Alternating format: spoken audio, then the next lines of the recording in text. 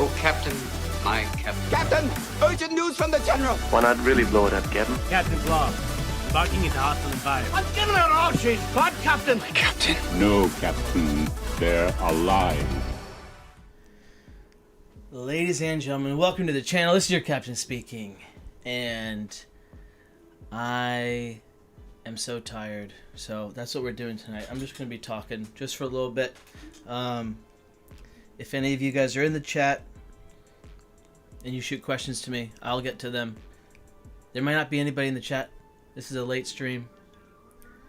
I was late on the late stream. It's not Unmatched. It's not gameplay. And there's an Unmatched tournament happening right now. It's being streamed. So I don't think there's anybody coming. But that's okay, because I'm so tired. I will use the rest. I'll use the break. But also, if you stay and ask me questions, I will get to them. It's been a long week. Long week, long month. I just said month. Dude, even the word month just sounds really weird right now.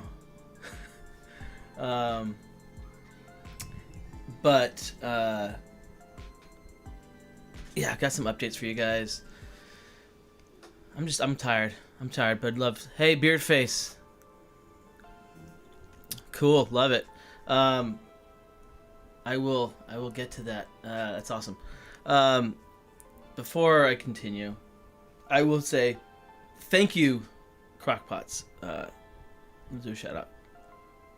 We have Romantic and Greg's. We have Bard, S Tier, Alien, 690 Sports, O-Town, Matt Rod, and CityRunner. Thank you guys. And yeah, we're just gonna be chatting. Beardface, it's just gonna be me and you, man, just hanging out. With my delicious Cuban, I believe it's Cuban. I would assume it's Cuban. It's from the restaurant Cubans on the Run. Really good food. But my first Unmatched set, that's what you asked.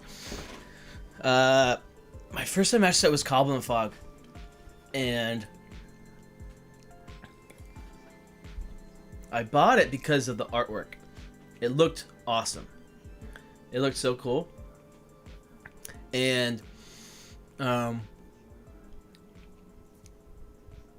I bought it, didn't play it.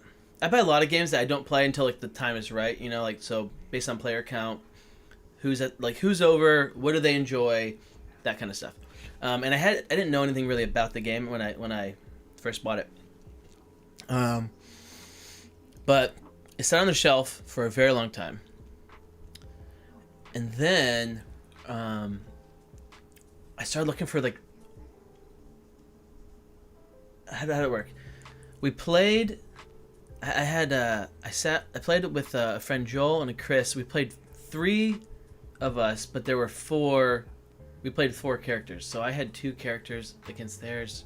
It was really weird. Don't do it. And it was just a bad experience, and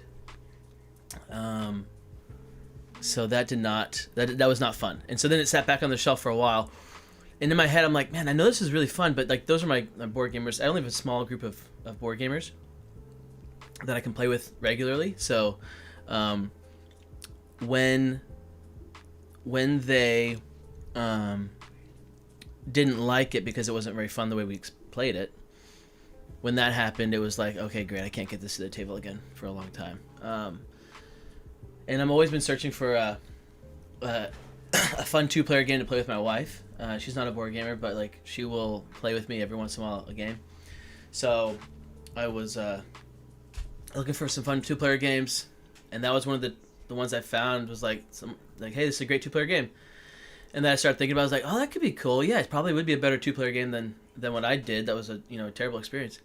And so I tried it with Courtney, and she we actually loved it. She loved it. Okay, loved it for a board game. She doesn't love board games, but she like this. I'll play that again. And we played it. She liked it. So I started playing more. She liked it. I started buying all the sets I could buy for cheap or whatever, however I get them. And then and then she stopped liking it because I'm like, I went too deep too quick, and and then I got Greg's and Holy to start playing it. Or I guess Greg stayed for a long time. Greg's and I played it a lot. We played it a bunch. But I was like, he's like a seasonal kind of guy where it's like he'll do something pretty hardcore for a couple months and then he's done. So he had a season of Unmatched with me and it was really fun. And then he was like done. And he decided he was done as soon as I started getting like into the competitive scene on Discord and stuff. Started playing tournaments, whatnot. That was that's how we lost Greg's. But then in the tournaments, once I started doing that, that's how O-Town came along. So O-Town, we would play. I try to get everybody. I'm always trying to spread the love of Unmatched. Right? I'm always trying to spread the word of Unmatched. And but it's hard. But finally, one day, O-Town would play it. So he's not a board gamer, right? And he decided to play it. And he's like, okay, cool. He liked it. For my birthday stuff, I would do tournaments. Yeah, definitely gonna be getting that one. Thank you for that question. I do tournaments and stuff, and like small tournaments, like I would I put together little pools of fighters. So like you pick a bracket of or a bunch of 3 fighters, and I have like 10 to 20 people over for those, and the goal was always like, okay, if I can get one person from these 20 people, 1 to 2 people that will like actually like and love this game, and O-Town was one of those, and it stuck, and so he's still in. Now Magic the Gathering though has got a grasp on him, guys, and I'm worried about it. I'm worried about it because it's tough. The good thing is with new sets and stuff, he gets the fire reignited, but like I think he is unfortunately all in on Magic, and guys, I've played it. It's not good. It's not good. It's just so.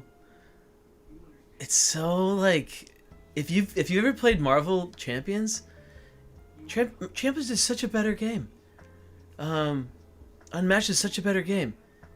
There's like no actual like decision. The decision goes into building the deck, but then besides that, it's not fun.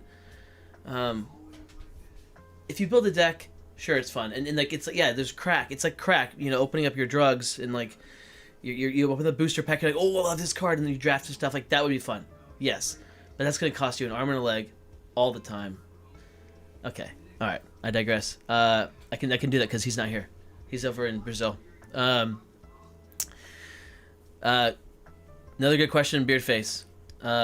So my daughter, she's first off, she's healthy, she's good, which is awesome.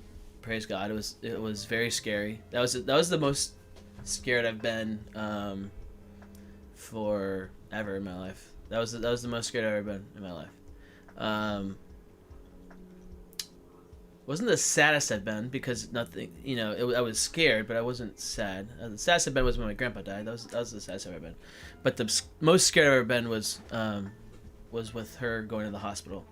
Had something happened, of course, it would have been the most sad I've ever been. But for those who don't know, my daughter, she's 4 months. She got sick. So O-Town and I were actually filming. We were filming stuff for Battle Legends Volume 3, which is incredible, guys.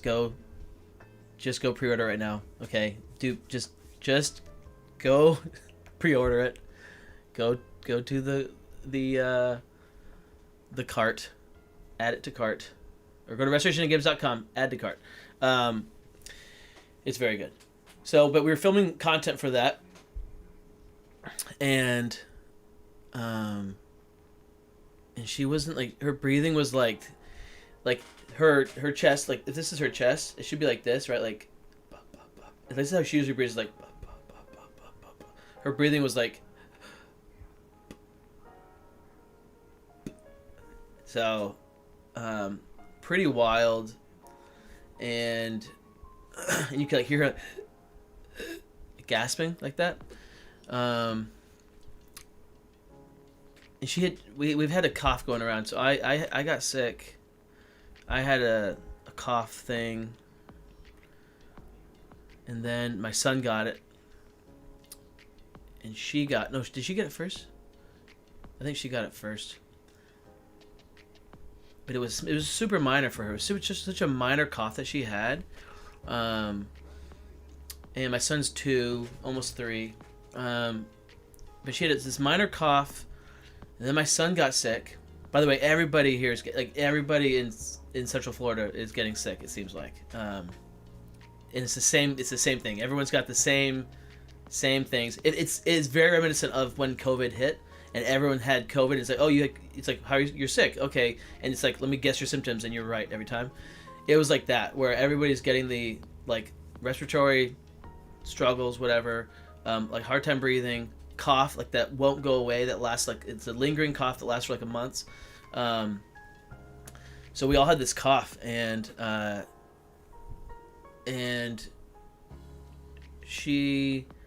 hers was like, it was so small, and then Levi got it, and he got really sick really quickly, and he got the ear infections, all this stuff, and then she got really sick, and then we were just like, okay, what do we do? And Courtney had the great idea. She was definitely, Courtney was very worried. So in your guys, in marriage, let me show you guys. Ready? In marriage, it's like this always. Okay. If one of you is worried, the other one can't be. And if this person is now worried, this person won't be. Okay? It's a balancing, okay? You're a team, and this teamwork just naturally happens. Someone's stressed, the other person's not. So until something really, until the crap hits the fan, and then it's like, okay, no, we're both stressed and we're both worried. But then still the one person has to be like, hey, listen, it's gonna be okay. Like you gotta buckle down and say, hey, it's gonna be all right. So, but she was worried, and so she took her to the hospital. My sister came. O-Town's wife came. O-Town's wife was already here. O-Town was already here, right? And they helped us out hugely through this time. It was awesome. And they went with her to the hospital. It was one of those situations where you might as well go. And it's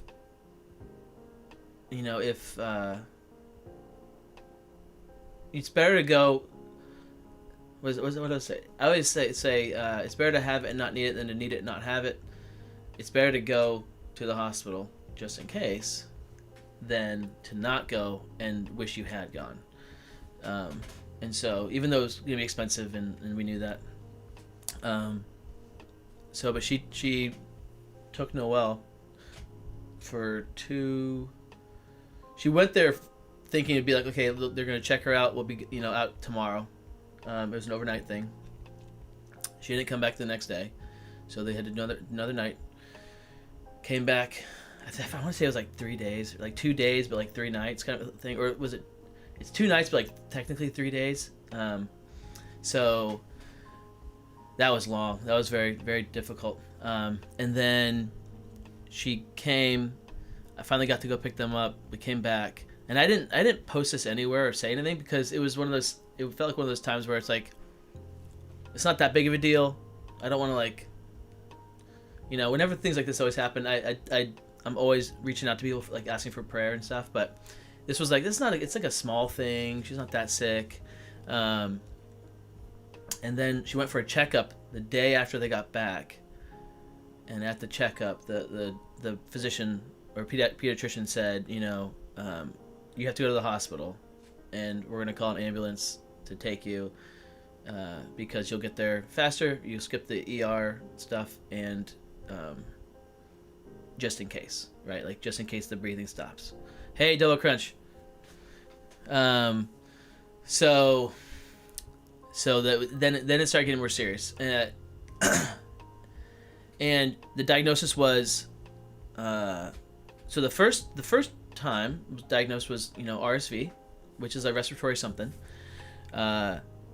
The second time going back when the physician or pediatrician, I think I'm getting this right. I'm tired, guys. I think when the pediatrician he said she has RSV still, which we knew that, but RSV, she has pneumonia, and then something else. It was something else. But the pneumonia is the thing that really, really scared me, because my in our church we had 2 people die from pneumonia, like from the whole. It was like during the time of COVID. Since from COVID to now, we had like 2. We lost 2 to COVID, and my uncle died from. Sorry, not that's the COVID. 2 died from pneumonia, and my uncle died from pneumonia. And so, and I get it because like they're older. They were all older, but I never had a kid get pneumonia and a little 4-month-old baby have pneumonia who has RSV, like breathing problems. So it got really scary really fast, and so that's when I started shooting out, prayer requests and we got a lot of support. Our church started making food for us, so we've still got food every day. Someone's dropping off a meal. It's pretty awesome. So food's helping us out, and then just all the prayer from everybody, all the support from YouTube, from you guys, the crew, from Crockpots and just friends, family, everybody. It was awesome. And in that time, I had to do my work. I had a shoot I had to do and stuff, and so it was kind of chaos. It was really chaotic because I had to solo parent Levi and do my job and stuff. Which, guys, let me tell you, when I say guys, I'm talking to everybody. I don't know how anyone could ever be a single parent, and I know there's so many of them out there, and so like hats off to you because you're a trooper. And guys, that's the hardest thing in the world. It is the hardest thing in the world to have to raise a kid and try to do a good job and work and make money so that you can eat and the kid can eat. Like that's wild. That is wild. So yeah, to all the single parents out there, great job. Keep trucking. And you have my respect. Absolutely. We went to the hospital. So she was at the hospital for like 3 days, 4 days, I'm not sure. And then she finally came back again. So it was like 6 days, I think. My numbers might be wrong. I think I put a better summary in that post I posted. But she got back. They didn't. Every time it was really stressful for Courtney. But every single time that they would say, hey, it's time for you to come back, or every time that they would give us like hints and like hey, you can be discharged soon, and then during the night, whatever, her breathing would drop at one point. Like if it just dropped to, there's a thing. It's like there's a thing. I don't know what it's testing, but it's testing her breathing, like her rate. 100 is perfect, and anything below 90 is bad. And if it drops below 90 a couple times, like 2 times, then they're like, okay, well, we have to stay for more testing. And it would be like perfect, and then 1, and it's like, oh, we gotta stay. And we're wanting her, like, she had so much fluid in her lungs and stuff, like they had to suck it out. It was wild. But with all the help that we got from the hospital, there was like a respiratory therapist, I believe, like a breathing therapist or something. That person did a great job. They like had like, I don't know what they did. They taught her stuff. I don't know it yet, but Courtney was a soldier. She was a trooper, because she was absolutely exhausted and she couldn't get any sleep. Guys, it is a good thing I was not in that room. I couldn't have taken it, guys. If I was in there for like an hour, so the machines are going, they're beeping constantly, constant beeping, and it's loud, and it was driving me nuts. And the doctors would come in and they would do the, I want the truth. Give me the truth, okay? Right? I don't want you to beat around the truth. And they were all that first time trying to get her home. They come in and they're like, yeah, you'll be out of here in 5 minutes. You know, I'm like, no way, Courtney, that's not true. And you know, 20 minutes later they come back in, and then the person says, well, you know, and actually no, I take that back. I go out there 10 minutes later and say, hey, how's it going? You know, like, what's our status? Like, oh, okay, sorry, let me try to send that file again, whatever, to get the papers. Guys, that was a it was 3 hours, a 3 hour 5 minutes is what that was. And I had to breathe a lot. As we teach Levi to breathe. I had to breathe a lot. I was so frustrated. I love what they're doing. Love doctors. Love them. But why? Like, just tell us the truth. Just say, hey, listen, you're looking at 3 hours probably, because we can't get a hold of anybody. Or, hey, we have no estimate. We can't give you any estimate. Don't say 5 minutes and just keep giving times that are not true. Don't do it. All right. Thanks for listening to that rant. All right, so back to the chat here. By the way, if you have any questions, the 4 of you who are watching, which is heck yeah, we got 4 people watching. Thanks for listening. Shoot me your questions, guys. We're talking about whatever you want, and as soon as the questions stop, the stream stops. Maybe my bowl's empty. I'm not sure.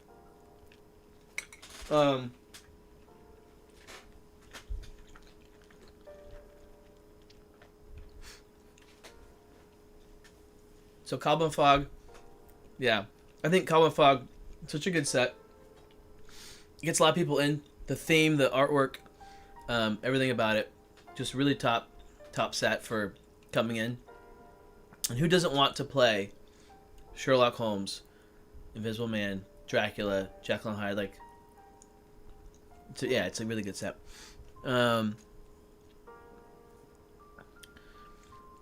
Beardface said nothing scarier than that. Had a similar thing with my daughter around the same age. It was a rough experience. Oh yeah, yeah, I believe it. You know it. My wife and I say the same thing. Can't wrap my head around single parents. Yeah, it's a lot of things, right? It's sad, and it's so hard. Yeah, I would say with the single parent situation, there's some kind of sadness for some reason, and like they are awesome.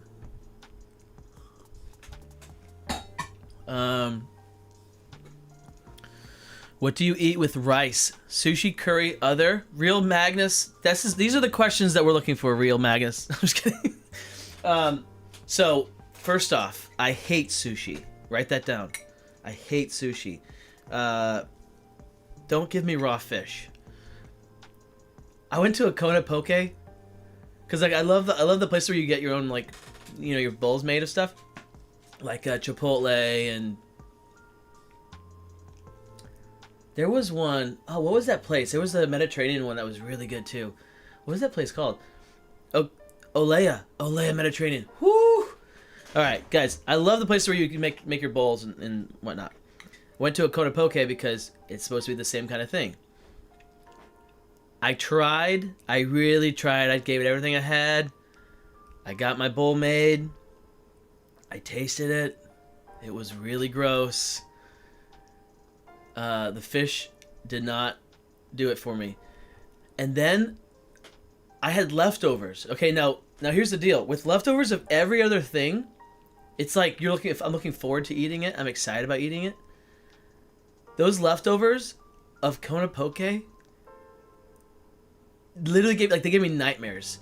Like, what I'm supposed to eat the raw fish that's touched everything, that sat for a long time. I'm supposed to eat that the next day? I'm supposed to microwave it? Am I supposed to eat it cold? Guys, that was a rough experience. Needless to say, never been back to Kona Poke. I know a lot of people do love that restaurant. Not for me. I don't like sushi. I will eat California rolls, cucumber rolls. I do like those. I love anything not raw fish. So, like shrimp would be good. I love it. I love the ones where you get them and they got the spicy sauce and the crunchy. You gotta have the crunch. All right. So I do enjoy the idea of sushi, but I don't like the main idea of sushi, which is raw fish. And what I would put on rice, because I love rice. We do rice as a staple here in our house. I love curry. So you nailed it. Curry is incredible. I love Japanese curry, Indian curry. Indian curry is better. It's like a lot more flavor and everything. But they're so different that you have to have both. Like you can't just not have one. And then those are gunshots. No, it's June 5th. I was going to say 4th of July. No. Okay, those are fireworks. I'm glad those are fireworks, not gunshots. But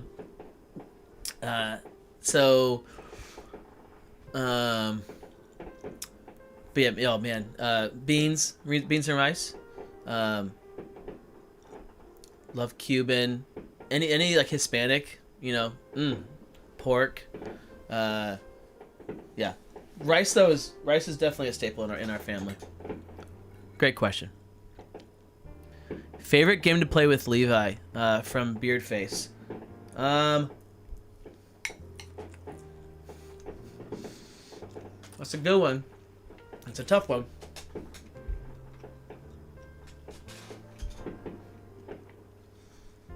He can't do board games yet. He has an obsession with robots. He calls them bobots. It's really cute. And but it's like he's so cute, guys. He's the cutest. He sings like I want to say 24/7, but it's not 24/7, right? Like I'm exaggerating, but it's close. He sings this song where he's just like, when we put him down for bed, we will sing him songs. And one night, how did it start? Okay, so it started with I was singing him Old MacDonald Had a Farm, and what I would do is I'd ask him, hey, what do you want on the farm? And so he would just say stuff. He'd say like, cow. Okay. So I did the cow sound, and then he'd be like, okay, cat. He'd just name all his animals, just classic Old MacDonald. And then he's like monster truck. I was like, ooh, cool. So I sang it, and I did the monster truck sound of like revving an engine, like an engine or something. And then we just started doing a bunch of different stuff. And then we had monster trucks, we had robots, we had all these different things on Old MacDonald's farm. And then and this is over like a long period of time of like different nights. He was building up, because I'm not gonna do like 1,000. I'll do 2, but when I'm putting it down, I'll do 2 with you. And so then we just started skipping all the regular animals, going straight to like ice cream and robots and monster trucks, and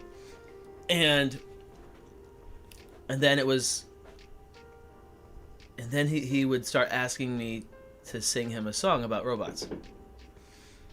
And I said, okay, let me tell a story for him. So I started telling a story, and then he just latched onto that, and that took him. He's still riding that wave of me singing. Every night he will ask for the robot song, and it's always a different tune. I'll do it to the what's the sea shanty? There's a sea shanty. There once was a man. That one, I believe. So I'll sing that one, and I'll also do it to New Year's Eve song. Dude, my brain is slow right now. I'm sorry, but I'll sing it to those, and I'll just tell a story about how it's always the elements are always the same, and he always wants these elements. He always wants. It's pretty much mom shoots the robot with a sniper rifle. Dad drives the monster truck and hits the robot. There's a bunch of robots that come. There's always different numbers. Okay, Dad hits the robots. He crashes into them. I involve Levi somehow doing something. Usually he's like walking up and just kicking a robot, and then like it dies. Not dies, he explodes or whatever. It used to always be that the robots would always fall into a pit, a massive pit, that had like snakes and stuff, and and we're saving the town. Guys, there was something that I was super proud of. Okay, like the plot was so good. I would come out and be like, Courtney, you have no idea. The plot for the robot song just went next level. My plot was so good this one time. Okay, so like the town's being attacked, and you know the classic stuff. We're in a house. I think the four of us are in a house. And I introduced the four of us. It wasn't just like the classic, you know, the three of us. It was like, no, Noel's there too. All right. And then the robots come, and we're mom grabs her sniper rifle. She snipes them, you know, and I drive the monster truck. I think I went with Levi, actually. We went and we had to steal monster trucks or borrow them. It's the end of the world. I forget. So it wasn't a big deal, but, we went, you know, borrowed monster trucks from a dealership or something. And we drove those, and then we crashed into them, but we had used all of our weapons, but there was still one robot left, and Noel crawled towards the robot, and the robot was coming to kill everyone, and Noel just looked at the robot and like giggled, and the robot stopped, and then it looked at Noel, and then she smiled, and the robot went down and picked up Noel in the robot's hand. And they just looked into each other's eyes for like a while, for a moment. And then like the robot put down Noel, and they left. And then the world was saved. It was incredible. It was moving. I got emotional. It was a good one. Anyhoozle, we don't play many games. Back to the question. We don't play many games. But all of life is a game, basically. I cannot wait till he can play board games. I did buy a handful of games to play with him. We do puzzles, but he's not ready for board games yet. He'll be ready for board games, and I'm ready for that day. We have tried, so I bought Sorry for him. He does not. What he does with anything you give him, if you give him any toys, it literally does not matter what toys you give him. They will be bad guys, and they will be wrestling. Okay? And he doesn't care about the quality of toys. I got him like this awesome Dark Knight Batman. It was on sale. It was like $6. It was they were missing pieces. It was on clearance. So but it came with a Bane. So I got this huge Batman, this huge Bane, like huge, the biggest toys he has, and he always wrestles, and he really loves these fighters. He when he got them, he loved them.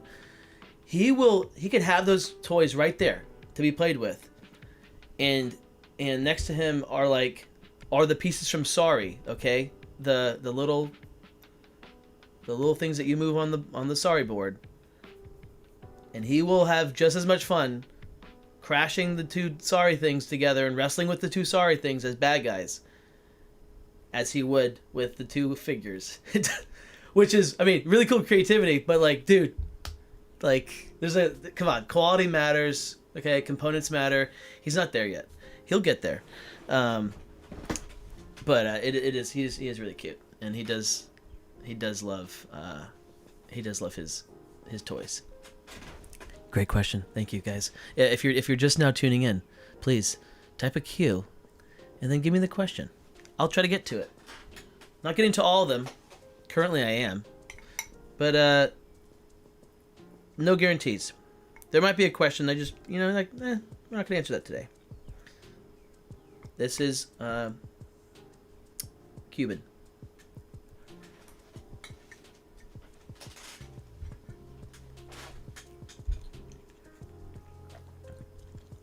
Ooh, Dave the Hutt. That's a banger. But I'm gonna go up. We're gonna go in order, if I can. Favorite board game of all time. My favorite board game of all time. I think about this all the time. Okay, I really do. Because Unmatched is. So here's the deal. It's like. You can't. I don't think you can just say this, right? How much time do I have to play the game? How many people are playing the game that I'm trying to play with. So I think that there's a lot of factors. It could be also like, you know, like the minis, dude, minis matter. I love the minis for Unmatched. But like there's some games that have even better minis and bigger minis. That's big. Replayability, that's a huge factor. Cost, kind of a factor. And then stories, like the times that we played the games, how did it pan out? Gloomhaven was a number one for a very long time. I went through a campaign with my friend Joel, and we played a lot of Gloomhaven, and Chris. We played Gloomhaven, and it was super fun, really, really, really awesome. Like the best dungeon crawler. If you've not played a dungeon crawler, it is heavy. It's definitely a heavy game. You could like probably do Jaws of the Lion or something like that to get into it, but it is one of the best dungeon crawlers of all time. If you care more about story, it's not really that great. I don't care about story. I just want to upgrade my guys, upgrade my stuff, and the gameplay was awesome. So that was way up there. Unmatched is obviously up there. Marvel Champions would be my best like solo game to play, and then also I would say it's the best co-op game to play. But it depends who you're playing with, because like I would love to play Marvel Champions with 2-3 people that are gamers or like that want to do that. But if I've got a party game, best co-op game would be Mysterium. That's my favorite game for like a group. But also it only matters if you have a good ghost. Word Slam is the best, like 12 or so people team versus team game. And I love Godfather. Dune Imperium Uprising is way up there. That's probably number one. Just like overall, that's probably my favorite game. Dune Imperium Uprising. It's so good. You've got deck building, and it's got minis. It's got battles. It's just really, really clean mechanics. Really, really good game. But you can't play it at 2-player. So if you got 2 players, what are you playing? Playing Unmatched. If you're sick of Unmatched, dude, Star Wars, the deck building game, I love it so much. Lord of the Rings, where is it? Lord of the Rings, Duel for Middle Earth. Oh, guys, it's so good. It is so good. That's so good. That's one of my top ones. Favorite game for like just a quick little portable and like not too much table presence, just a quick little thing. Air, Land, and Sea, so good. So as you can see, guys, it's hard. I can't just pick a favorite game. I've got so many favorite games. Yeah,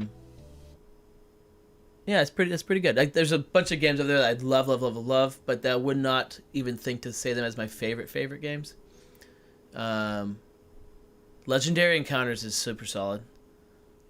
That's not my favorite, but it's up there. Wonderland's War is a really cool experience. Can't get to the table very much. Most exciting, interactive, crazy team versus team game you'll ever play, but you need to have at least 6 players, and at most 8 players, is Captain Sonar. If you have 6 to 8 players, and none of them are cheaters, you can't have any cheaters, and you're all comfortable enough to like be doing some crazy stuff, Captain Sonar is the greatest experience that you'll ever have. Captain Sonar gets played at cons a lot. We're gonna probably play it. Hopefully, we can play it this con. Oh, we'll definitely play it because we have a group of 8 going. Oh, it's gonna be so good.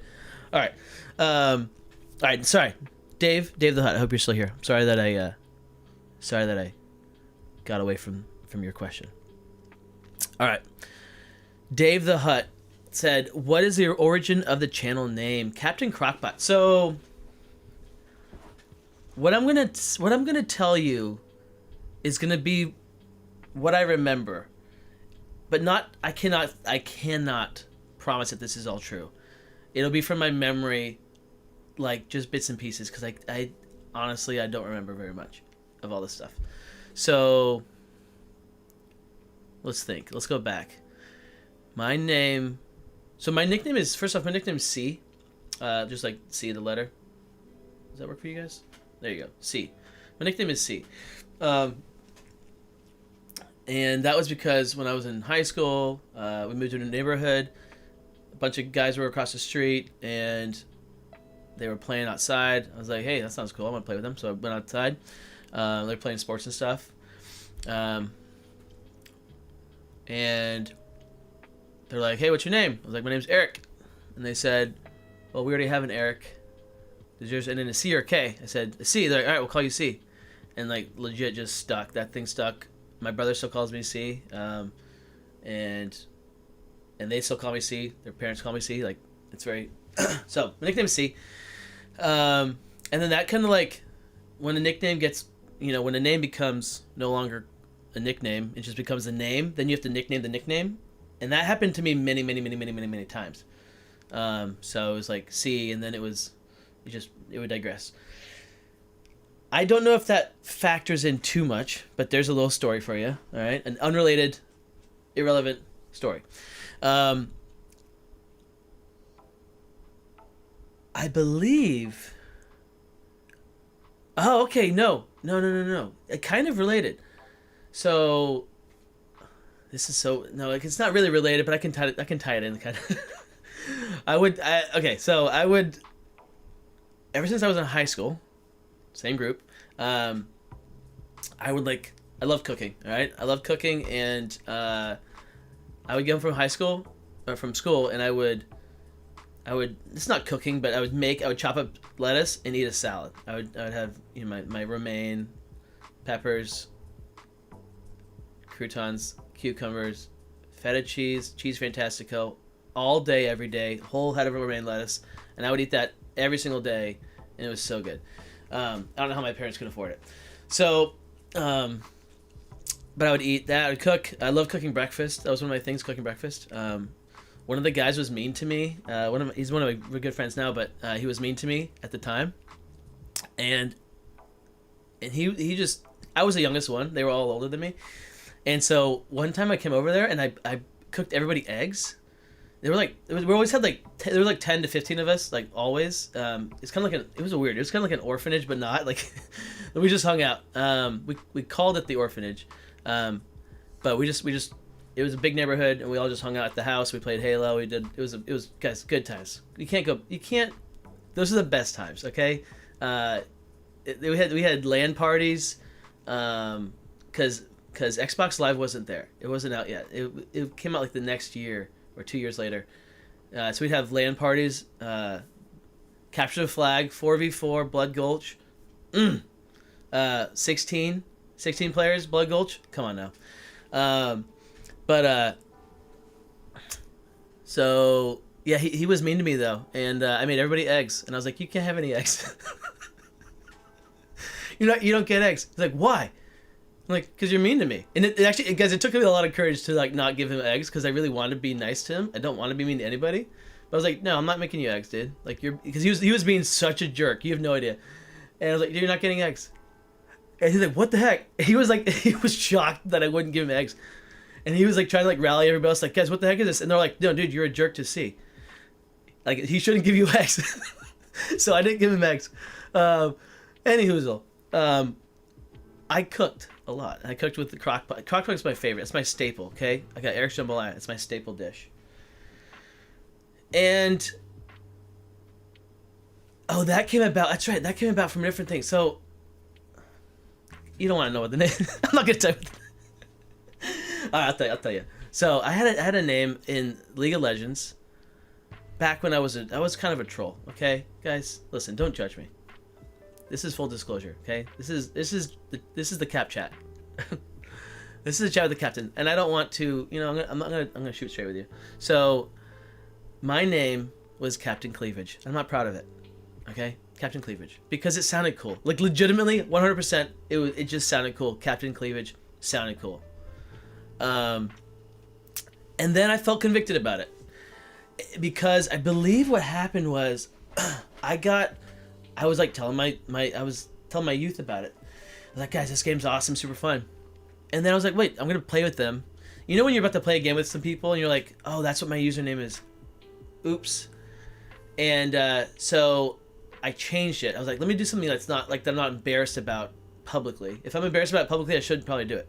So I decided to change my name from Captain Cleavage, even though cleavage is just cleavage. It's not a big deal, but I shouldn't have that, as a youth leader.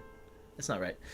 So I went to Captain Crockpot because I was like, what else starts with a C? It's got to be a C. It's because alliteration. Come on, alliteration. And then I was like, dude, I love... Oh, and my email was Sandwich Maker at the time. It was Sandwich Maker, and it was for a very long time. I love... Dude, I make the best sandwiches, okay?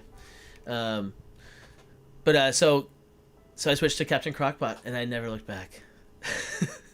And so then that was my name for Unmatched. On the Discord, I made it Captain Crockpot. And then this is actually a tough choice because I do believe that I think a channel would probably do better if it had something to do with games, right? Like if my name was The Gamer, or right. So I tossed around some ideas. I was like 4K Gamer, or 4K Board Gamer, and dude, there were a bunch of names that I workshopped. I even made logos for them and stuff, just trying to like figure out what could work for starting a channel that would like actually be that people would click on. And then I was like, but I'm known in the community, in the community as Captain Crockpot. So this is going to be mostly Unmatched, especially at the start. I gotta just listen. I gotta be Captain Crockpot.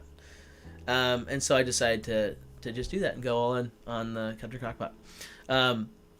I will be starting other channels later on, but I believe it'd probably be like Captain Crockpot board games or Captain Crockpot football or whatever, right? So that's my thoughts. Those are my thoughts on it. That's why I made it.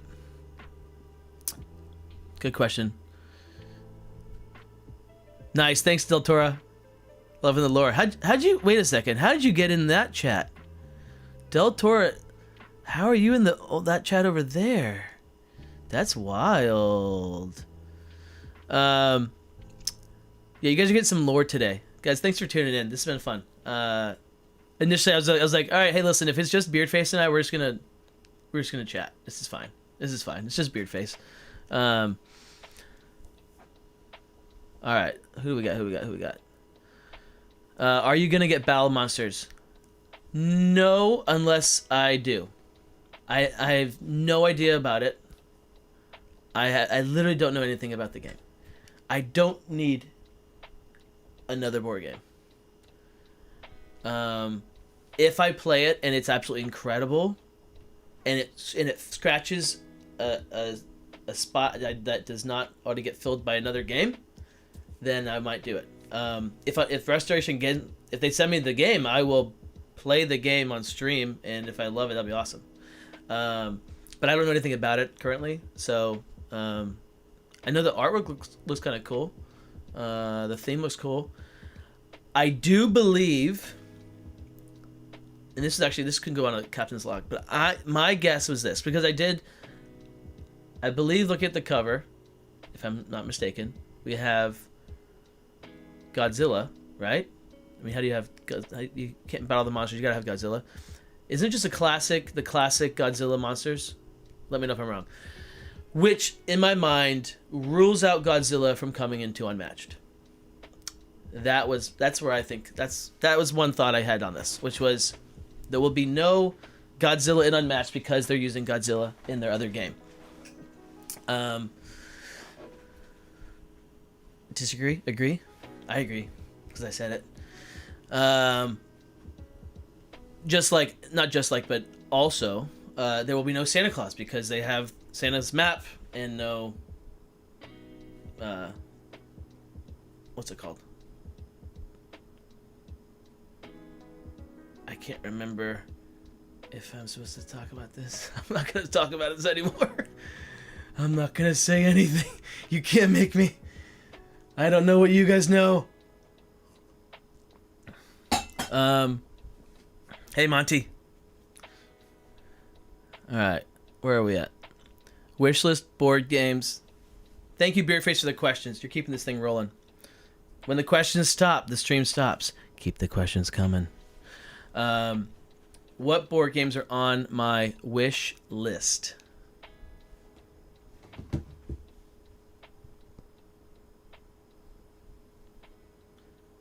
There's my phone. All right, let's see. I do have a list, of course. I have a disease though, also, which is if it goes on my wish list and I really want it, I just buy it. That's a problem. I have a problem. I only have 2 hobbies that cost money. Well, I have 3 hobbies that cost money, but one of them makes my money back for me, which is fantasy football. I make money in fantasy football every year. Pretty cool. But I don't make any money currently in board games. I guess I do make money. I started making money. I've started making... I'm not making money. I've started... How would you word that? I've started making money even though I'm still losing money. I spend way more on Unmatched than I should. Guys, okay, so I mailed out the foils and I mailed out a set for you winners. The set cost me $18 to mail out. $18. I don't make $18 on Patreon. It is what it is. But all the foils I sent out. What was the question? Wishlist games. So I'll tell you the games that I'm most excited to play that I have not played yet. Invincible, the hero building game. If you can handle violence, and this is only going for children. Don't watch this show. Leave the stream right now, children. If you're still awake at 10:40. This is just for adults here. And guys, if you can handle violence, if gore does not bother you, Invincible is an awesome show. I don't like anime. I don't know what else it was like. I don't like anime. I respect some anime. Like, I respect what they're doing. I respect the art. I respect all that. But I don't watch anime. Invincible is how would you word it? It's a graphic novel. What is it? A cartoon? It sounds weird. It's a cartoon for adults. And it's so good. The plot is so good. The story, like the characters are great. The voice acting is great. Animation is awesome. The characters, where the story's going. I'm on season 3, and so I'm waiting to finish this. I'm waiting to catch up with the show before I play the game because I don't want anything spoiled in the game for the show.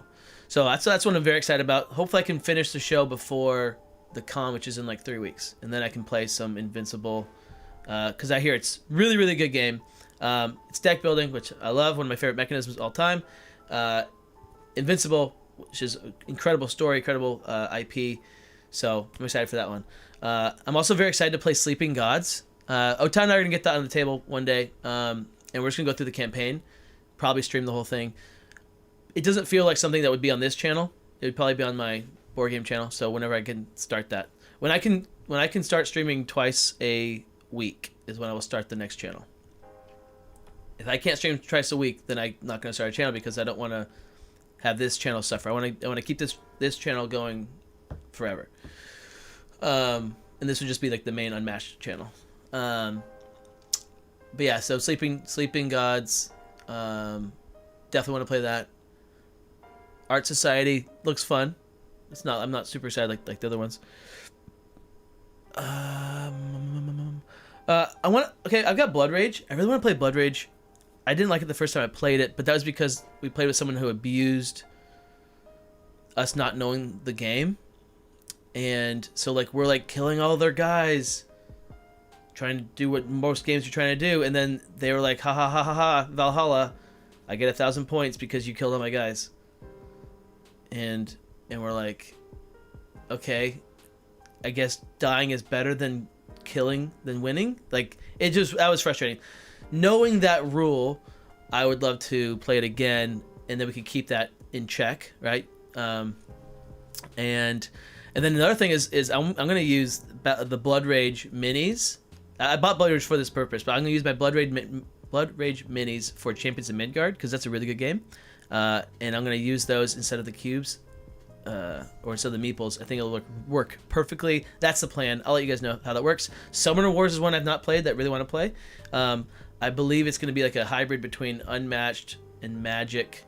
Very similar to that one game that came out that everyone got excited about. Chad is super into it. I don't remember what it's called. Yeah, there you go. There's some questions, guys. There's some questions or some answers or whatever. I'm just talking. We're just talking. Okay, we're talking. It's just thoughts that are coming out. Okay, I'm scrolling up. What was I even talking about? What was I answering at that point?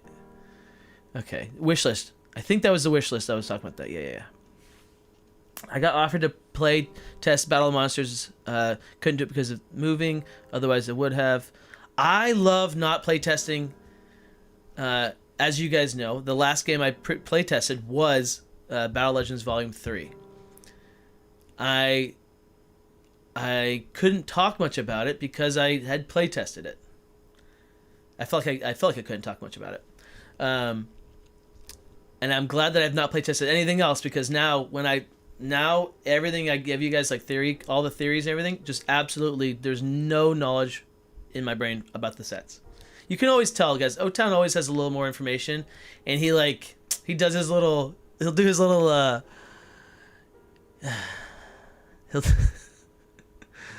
think he gives away too much sometimes. And you're like, wait a second, do you know what you're saying, or are you actually guessing what you're saying? All right, Monty redacted a message. I'll never know what it said. If you could manifest any character into existence, Goodneck, Zero Skater dropped in just to drop Goodneck. He is right. That's the name of the game. How did you? Was that like a? I feel like I just did like the bat signal for Zero Skater. I just had to say the words. Did I say his name? I said Chad. Is me saying Chad the bat signal for Zero? Is that how that works? If I say Chad, Zero pops in. Goodneck. It does look awesome, by the way. Goodneck does look like a cool game. I did not back it, but if Goodneck, if you're watching, send me Goodneck. I'll play it.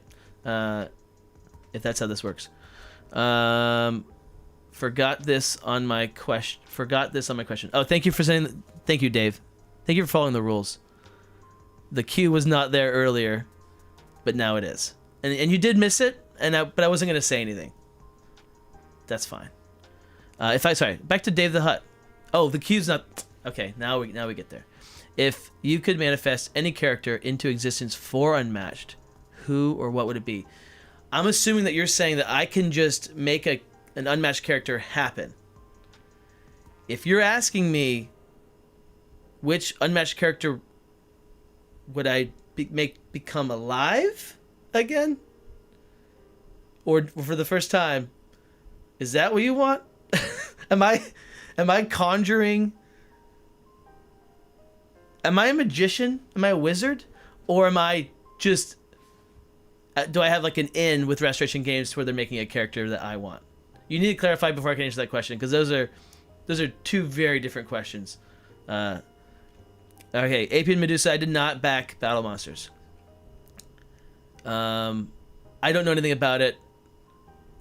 Me not backing it is nothing against the game. It's nothing against anything. I don't know anything about it. I love Restoration Games. Monty, what are your thoughts on IV Studio Games? Moonrakers is one of my favorite games of all time. All their games have amazing quality. I love their Moon Rollers and Mythic Mischief. So Moonrakers, I have seen so much stuff on Moonrakers. I never played it though.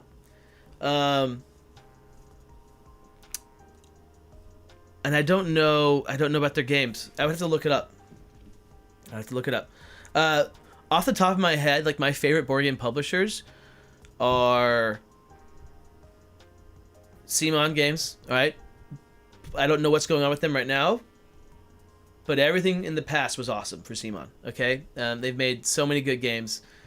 They just know how to print games I like. Okay, I'm by the way, this is how this works. Okay, we're talking about games. I'm not talking about personal life.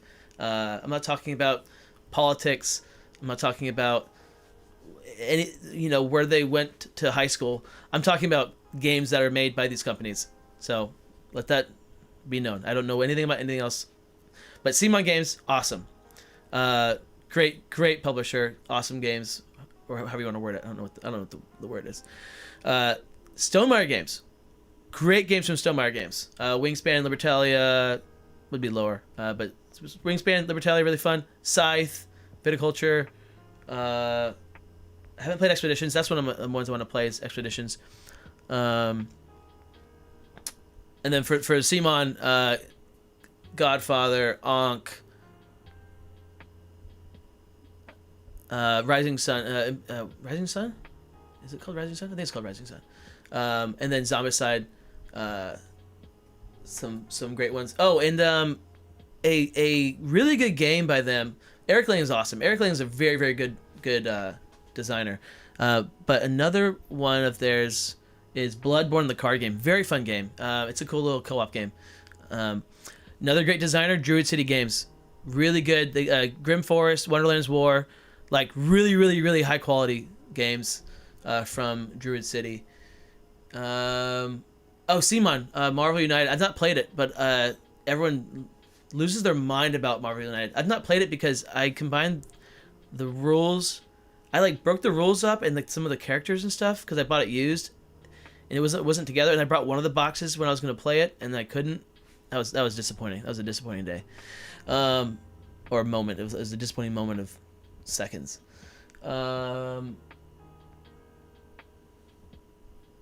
Yeah, I don't know if I'm probably missing somebody else, but those are some of the big ones that I do enjoy a lot.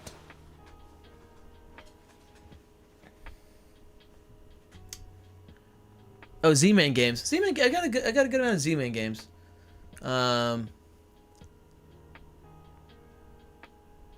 right. Moving on. Good questions, guys. These are fun. I love talking about board games. I could talk all day about board games. By the way, I also talk all day about two more things.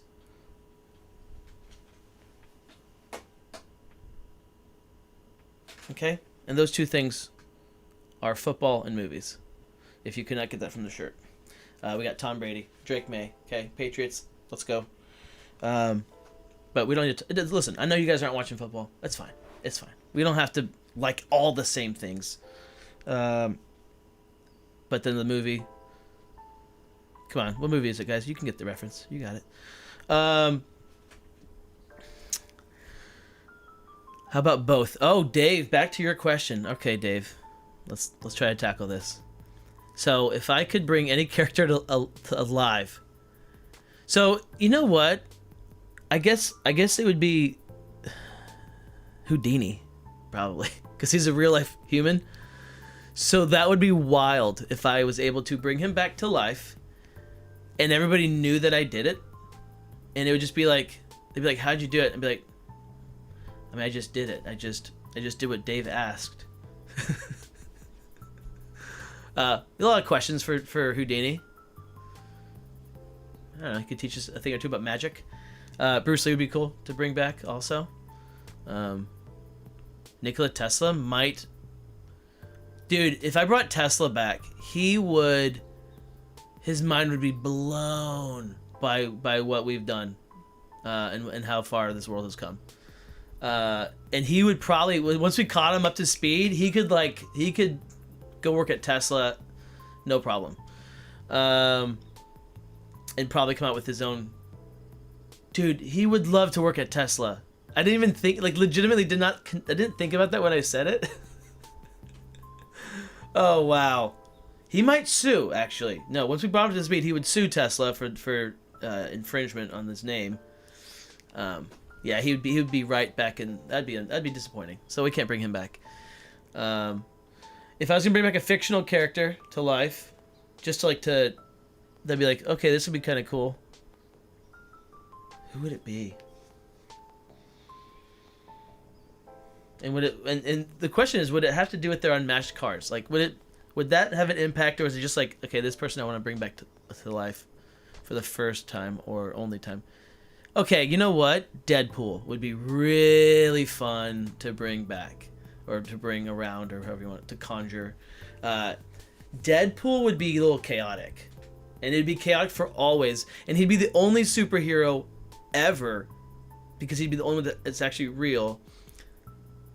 And it'd be mayhem, but he would be like, he would try to do the right thing, you know, and maybe we'd be pals because I alived him, and so I think that I could like have an influence in his life, but also he's Deadpool, so that would be wild. That would be wild. Yeah, Deadpool. Final answer. Okay, then the other question was, if I can get any character into the game, it would be Batman. Batman. We need to have Batman. If it was just one character, it's gotta be Batman. If it was a whole slew of characters, Lord of the Rings. If it was like just a set of 4 or 3, one set, and we're not doing any extras, Batman would work well too, because you do Batman, probably Catwoman, Joker. I thought about this, like it would work best for like mechanics wise if it was Mr. Freeze, because he could do some stuff with like discarding and that kind of stuff, right? A lot of discard in his deck. Even though he's not good, like, because the other villains are too similar, so it'd have to be Mr. Freeze, Joker for chaos, some kind of chaotic thing where you're flipping a coin or whatever. Not coin, sorry, that's Two-Face. Two-Face, coin flipping, that would work. But then Catwoman, taking cards, stealing, right? Cat burglar. And then you have the Dark Knight, more of a detective-y kind of thing. A way that Sherlock should be, like if he was not like super broken. So like that kind of a detective. I've created that detective. It was his ability is like, if you during combat, if you guess the opponent's number correctly, then you can either draw a card or place yourself adjacent to them, or something like that. So like you're closing, like you're using your clues to get closer and to chase them, or to build up momentum in the fight, whatever. It's pretty cool. Have not play tested it though. I think I play tested it one time.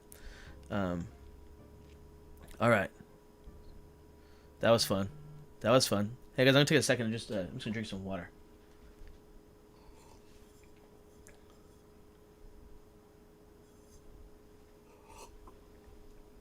Winnie the Pooh, he's my OG. I grew up on Winnie the Pooh and Batman, all day, every day. All right, and some other questions. Scrolling through the questions. When the questions stop, the stream stops. Don't forget, when the questions stop, the stream stops. All right, we got another question from Beardface. Who has your favorite ability?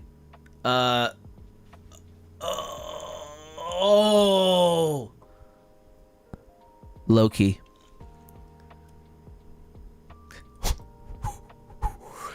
Don't worry, I'm not saying anything about it. Okay. I think that's probably correct. It's not Black Panther because I don't like his ability, actually. His ability is cool, but I don't love it. I just want to take your cards.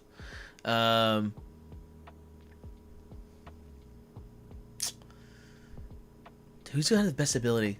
Philippa's got a great ability. That's awesome. Dude, I love Lushen's ability. It's so cool. Love Little Red. Super simple, but super fun. Chill Trent's great. So many good ones. All right, Zero Skater. Who do you think is going to win the Spring Showdown Legends? Zero, fill me up on it. Who's in it? Where are we at? Is it top? Where are we at? Top. Double Crunch. If he's in there, Double Crunch is going to win the whole thing. He's taking that thing down. He made top 16, I believe. I'm not watching the Legends. I'm not watching any, because I don't watch anything anymore.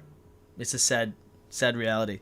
I get why Chad retired.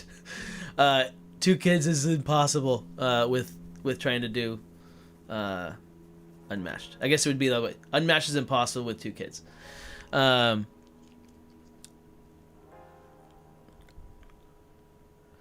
Okay, who do you... Yeah, but I don't know who's gonna win. Are you in it, Zero? No, no. What? Are you in it, Zero? I know you're playing, right? You just want to say you Zero. You got this. Nah. No. Double Crunch is gonna win.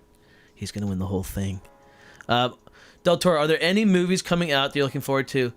Alien Earth is definitely on my radar, as well as 28 Years Later. So,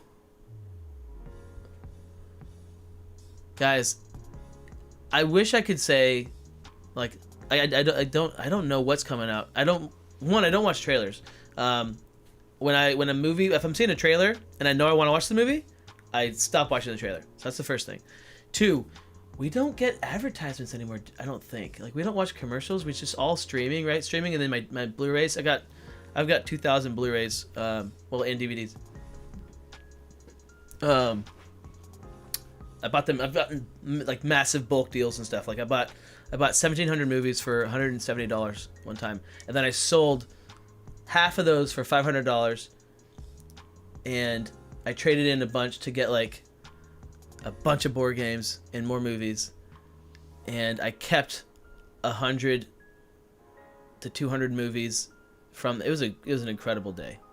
Zero's not in. Well, yeah, I'd say Double Crunch if he's in. I think he's still alive. What was the question? Oh, so I don't know if you sent some movies out. I could be like, yeah, I'm interested in this one. I don't go to the movies very much anymore. I love going to the movies. It was so fun. We had a movie pass at one point. Oh, it was so fun. But I have not been to the movies in a while. Last movie I saw, I think, was Oppenheimer. In IMAX. I believe that was my last movie I saw. Oppenheimer IMAX. We drove down to Fort Lauderdale so, to do the actual like IMAX showing. That was pretty cool. That was really cool. And I don't know what else is coming out in theaters. But yeah, the 28. I mean, I like the 28 days and weeks later. I remember those. I think I liked those. I can't remember. So I'm interested in this other one. I love the movies that I'm really enjoying. It feels like lately being the last few years or whatever, maybe 5. I have no idea. Are the ones from like Key and Peele, or not Key and Peele, just Jordan. I believe it's Jordan, and like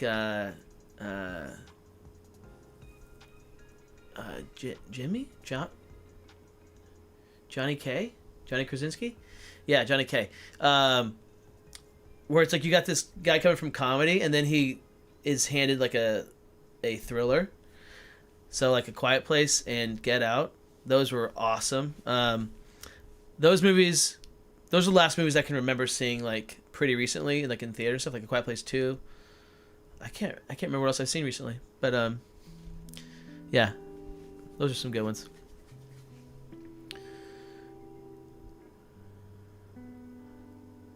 Check out Forest Studio. The component quality is the best in the industry. Better than, RG and Cephalofair. Cephalofair. On a scale of 1 to 10, how much do you want Lord of the Rings and Star Wars in Unmatched? Okay, so Lord of the Rings is a 10. Hard 10. Absolutely get Lord of the Rings in Unmatched. I do believe they could do it well, and they could do it. I think the most interesting characters would be like, there's a lot of ways you could do it. Golem would be really, really cool. He'd be a solo fighter, or he'd be a solo fighter that like switches personalities, right? And I created a Golem. You could do the Hobbits as the first quad fighter, which would also make sense because they're so tiny. So it'd be like 4 fighters with 4 health or 5 health or whatever. Could it work? I don't know. We got the sisters to work with 6 health. I think that we could do 4 health for 4 fighters, and they wouldn't just get obliterated depending on the cards. Would it be too strong? Maybe 4 fighters. But I think that could be. I think that'd be really fun. And I think that would work thematically and everything. And then you could have, you know, a double hero set with Legolas, Gimli, solo fighter, Aragorn. You could do, you know, Gandalf, solo fighter. There's so many possibilities. What could you do? Oh, you know what? No, okay, so not solo fighter. Aragorn would have he could have Arwen as his sidekick or something. That'd be cool. You could have. What else could we do? Oh, just like a wizards. I don't know, like a wizard pack. You got a wizard set. You got Gandalf versus Saruman, and what's the other guy? What's that one guy? Like Tom Bombadil? Is that his name? I don't know. That'd be fun. Then Star Wars. Okay, so Star Wars would be really cool. I think for me, Star Wars would be IP versus IP. It would be like a 7 versus Lord of the Rings being a 10. But if they do Star Wars the way that Justin said they were going to do it, that would bump it up to a 10. Because I don't think they would do that with Lord of the Rings, and it wouldn't make as much sense with Lord of the Rings, I don't think. It would be cool, it'd be really cool, but it would just, I think Star Wars really just feels, it would feel better because of how it could come out.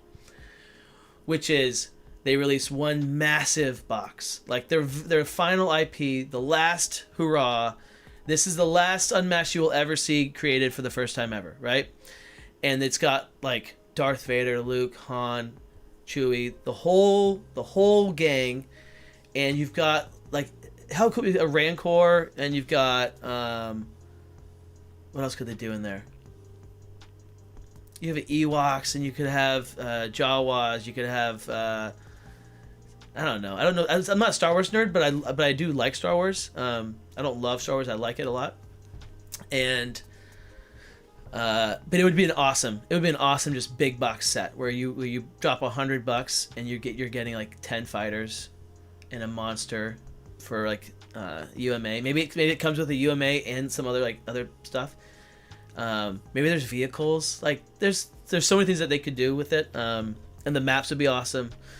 But Lord of the Rings. Now that I'm talking about it, man, if they did that with Lord of the Rings, that would be a 15 out of 10. So, and just think about the maps and stuff. Lord of the Rings maps would be really cool. Star Wars would probably be cool, but it'd be, what would you do? You know, you got the. Oh, okay. So Star Wars, right? You got the New Hope map. I don't know what it would be called. It's not the Death Star. But wherever the Return of the Jedi. And you have there's a one space in the middle of the map that if the character falls into that space, they're dead. They just die. And so the whole game is just running around, not trying to get close to that space, and you only go there if you have like abilities that can move the opponent. So like Luke Cage or anybody with a skirmish. That would be wild. Okay, that's wild. What's Batman's ability? All right, I already said it. Rewind it back. It was the whole like guessing their thing. Winnie the Pooh and Unmatched. When, dude, I've made some Winnie the Pooh. He's not good. He has a printed 7, and that was crazy at the time. But it was kind of cool. I had is Christopher Robin and Winnie the Pooh are there's 2 heroes for the same character, whatever you want to call it. And how did it work? It's like if Christopher Robin gets attacked while they are adjacent, then Pooh can swap. And then if Christopher Robin, if they're not adjacent, then Christopher Robin's range, something like that. I forget how it works. But it was pretty cool. And then I brought the other characters in through the cards. So like the card would say something like, Piglet or whatever, and then it would do a certain Piglet thing. So you're using your teammates. That was my Winnie the Pooh one, and it was an actual grizzly bear, not just Winnie the Pooh, cuddly bear. It was a grizzly. But I think I like the little Winnie the Pooh stuffed animal doing it better, maybe. I know you don't know what Loki does yet, but you will. You will, in time. What is your favorite box set? My favorite Unmatched box set. I believe that's what you're talking about. My favorite set. Slings and Arrows is way up there. For now, I'll just say Slings and Arrows. I think Slings and Arrows is my favorite set, probably. Dude, Ball 3 is really good. I don't want to sip the Kool-Aid. I haven't played it enough yet, but it's very, very, very, very good. So I'm not gonna rank Ball 3. It might be up there, but I'm not gonna rank it. If The Witcher were all in one set together, like if all 6 were in one set, that might be it. But Slings and Arrows, dude, there's just the amount of fun in Slings and Arrows is so good. So I might go Slings and Arrows. Zero's not playing. Beardface, thoughts on Superman? Zero thoughts. Besides, he's OP, so why would nothing with Superman can ever be good because he's broken. Things that are broken are not good. Things that are, like, if there's no skill involved, what are we doing? What are we talking about? So in games, this is like, so in Gloomhaven there are cards where you throw a card down, you use your ability, it just says kill an opposing fighter. I never use those cards, never use those abilities. I always avoid them because it's not fun. I want to fight. I want to deal damage. And oh, did I get the right damage to kill the fighter or whatever, to kill the bad guy? Awesome. I don't want to just play, oh, you're dead. Right? Not fun. Superman is he's just too broken. Too broken. Give me the human. Give me the billionaire human who has no abilities. Just courage and grit. All right, so Zero Scatter gave us a list of the top. So we have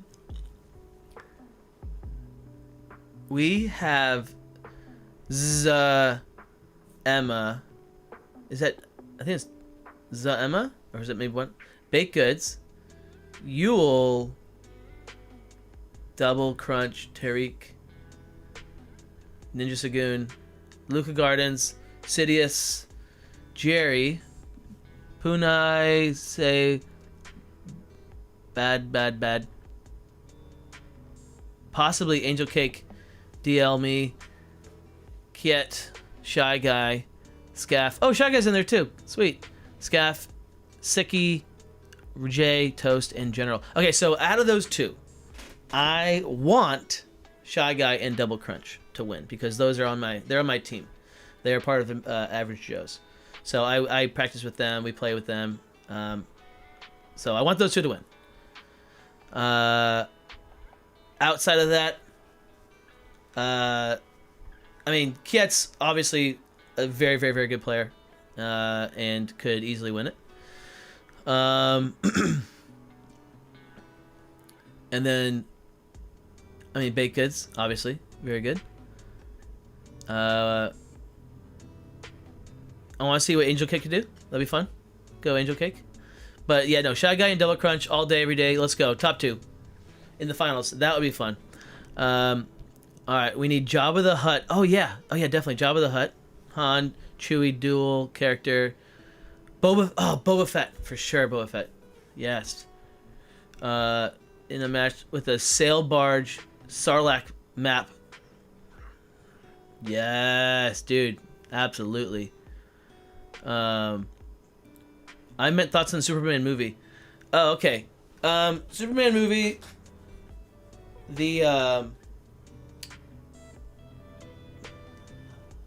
I don't have any nostalgia with Superman, so I don't like the old stuff.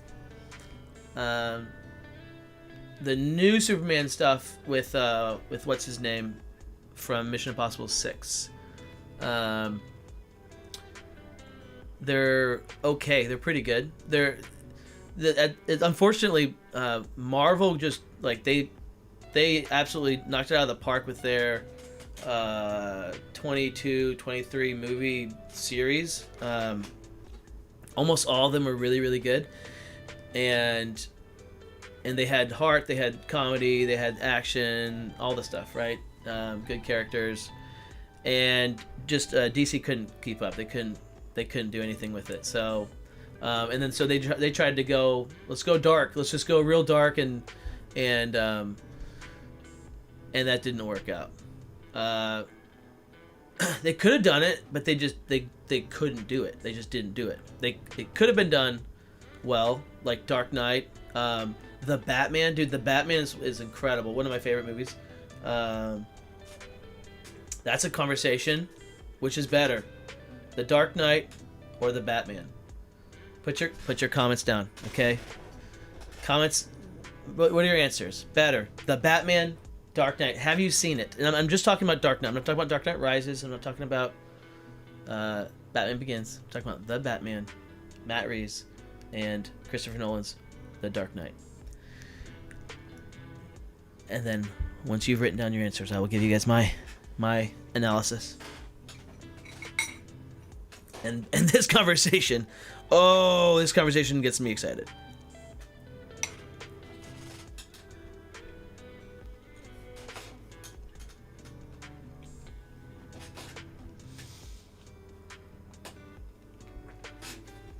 I'm very sore.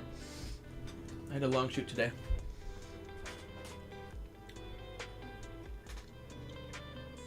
I got my my pilot's license for flying a drone, and finally started putting that to use. And that's been fun. Been doing some real estate photography stuff. All right. So, Dark Knight versus the Batman. Yes, the Batman's the one with the Riddler. It's got Robert Pattinson in it. Talk about a turnaround for Robert Pattinson. So the Dark Knight just makes, first off, I go back and forth, okay? Which one could I rewatch more frequently, more often? The Dark Knight. It's more fun, right? Which one is better? I would say the Batman's probably better. Which one has the best villain of all time? The Dark Knight. The Joker. Heath Ledger as the Joker is the greatest villain ever put to screen. But dude, the Penguin, so good. You watch that movie and you're like, wait, that was Colin Farrell? The music, we'll call it a tie. All right, Hans Zimmer. I don't know who did the Batman, but we'll call it a tie for the music. From a filming standpoint, the Batman wins it. There's no continuity error in the Batman. There's a massive continuity error in the Dark Knight, and I can't unsee it, guys. Once you see it, you can't unsee it. And for someone like me who I went to film school and I got my degree in film, and like this is my part of my life, it hurts to see it, and that they wouldn't change it. It would have been so easy to fix. And if they had fixed this, I don't think we'd have this conversation right now. And it's gonna be minor for you guys. It's a minor thing. I understand that most of you don't even care, and you won't care even if you watch it. But I'm telling you, once you see it, you can't unsee it. If you don't want this spoiled for you, leave. Just leave right now. I don't want to ruin it for you if you don't want it ruined. All right? If you stay, I'm going to potentially tarnish how you view the movie for at least 10 seconds during the movie. Okay? So when Batman is getting he is, I believe, it's been a while since I've seen it. When they're in the parking garage, okay, and he's like going to the guys like, we're just like you. He's like, I don't wear hockey pads. The van's driving away, right? It's going down the tunnel. It's going down the garage, not tunnel. It's going down the parking garage. About to leave, right? Batman stands on the ledge, okay? This is Batman. This is the ledge. Batman drops down like this. The van is driving like this. Batman drops. There is no rotation in his drop whatsoever. There is no rotation. Next shot. So the van's like this, right? Van's driving like this. Next shot. Land. That's unforgivable. Okay? That is unforgivable. If you drop and a car's laying like this, then you land like this. That's called physics. That's real life. It's gravity. We all know it. You can't sneak it past us. If this happens, and the next shot, it's really this, right? He just goes. Whoop. All they needed was just a simple rotation. A simple rotation as he's falling. Just the slightest twist. Just a frame of it. Give us a frame of twist, and that would have been fine.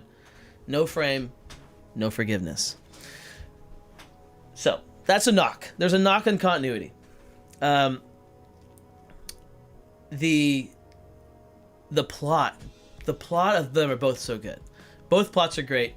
Plot in Dark Knight is better. I love that they can both exist too, right? Like the Batman tells a different story. We know who he is. We know what he's doing. We know his origin. We don't need to see it again, right? And it's cool that they just tackle it like that. They go a different route. The acting. So I would say that Bruce Wayne, Christian Bale's Bruce Wayne is the best Bruce Wayne of all the Batmans. I like Pattinson's Batman the best out of all the Batmans. I love that take on it from Matt Reeves. I love the detective-y, dark, like just rugged, not doing the whole voice thing. It's like, yeah, there's a lot of heart to him. I love that. So one has the best Bruce, one has the best Batman. Batmobile, tie. Gotham, the art, the visuals. I want to go with the Batman. The Batman just, but it's the look. It's right. It's grittier. It's darker. I don't have a problem when he's like slowly turning in every shot, like the slow. But a lot of people do have a problem with that. Beer face. No.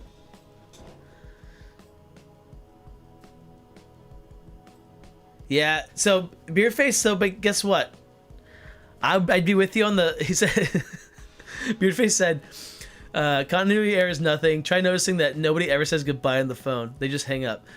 Unfortunately, my mother-in-law does that. She doesn't say goodbye. They don't say goodbye. They don't say I love you. It's just like, it's like, hey, blah, blah, blah, blah, blah, blah, blah.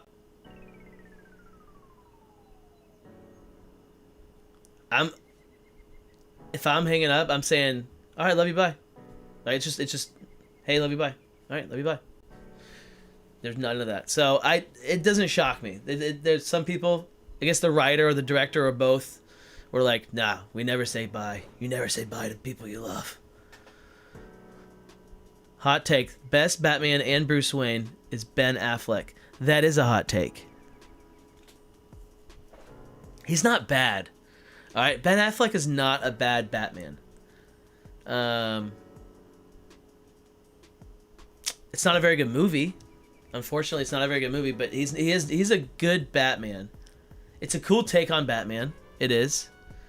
If you have not watched, you guys got to go watch the first two Batmans because they're really good. You got Batman, Batman Returns, Batman Forever, Batman, and Robin. I don't know what the order is there. That might have been the right order. Batman and Batman Returns are awesome. Very, very good movies, actually. The other two are so bad. Like, they're hard to watch. But the first two are really, really good. Not great. I mean, they're not like they're cheesy, right? But they're cool takes on Batman. He can't turn. But it's still good. It's a good movie, and the good villains. Catwoman's really good. Penguin's so good. And they're dark. They're cool. They're cool movies. All right, that's enough about Batman. That's enough about it. Thank you guys. Thank you. That was fun. Favorite Spider-Man and Peter Parker in cinema. Woo, guys! This is a movie stream. Heck yeah. By the way, guys, you can ask me questions about anything. Don't feel like you have to do movie questions, okay? But anything. When the questions stop, the stream stops. All right.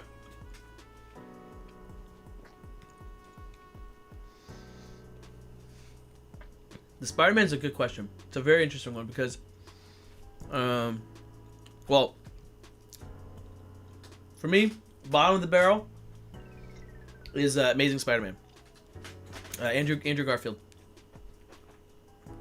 I like him, but that's the bottom of the barrel. Spider-Man. The very top would be.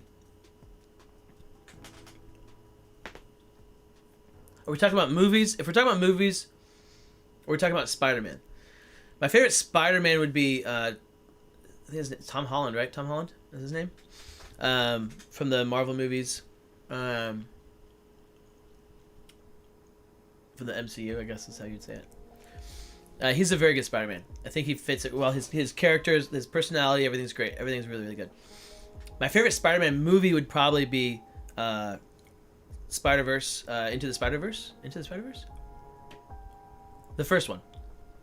That's my favorite Spider-Man movie. Oh, no, you know what? It was until Spider-Man 3. When I think it's called Far From Home, right? There's Homecoming, No Way Home, Far From Home, No Way Home. Whatever the third one is, I think it's No Way Home. That one took the cake for my favorite one. Because of dude, when movies do callbacks and like nostalgia dumps, I'm all about it. All the callbacks and the plot going through all the other Spider-Mans was so good, so cool. I really when they came out, I'm sure you guys are probably, if you're my age or older, then you're in a similar boat probably, where like when those Spider-Mans came out, it was awesome. Like we loved it. The ones with Tobey Maguire. And cool effects, right? The Green Goblin, such a good villain. The CG, the whole thing was so cool. He's not a great Spider-Man, but those were good movies, fun movies. And but yeah, so I would say, yeah, whatever I said is what I said. There it is. Spider-Man's a good character. He's really strong, but not busted. And I love the Spider-Verse. The Spider-Verse movies are really good. The second one is like a little too like, if you have epilepsy, you will go into a seizure. It's like too. I tried showing it to Levi. I was like, all right, let me just turn this off, buddy. You're gonna have a heart attack. But those are good movies. Cool. Very funny too. Really funny stuff. I think Garfield had a good, witty Spider-Man, but not a very good Peter. And I didn't really. I thought he was good in the third MCU one. I did not like him in the two Amazing Spider-Man movies. I did rewatch the Amazing Spider-Man and liked it a little bit better, but whenever you go into a movie and your bar's a little high, and then it disappoints, it's like, all right, that's pretty that's disappointing. Question: you get one superpower. I'm guessing you're asking, what would it be? So I get one superpower. What would it be? This is really tough because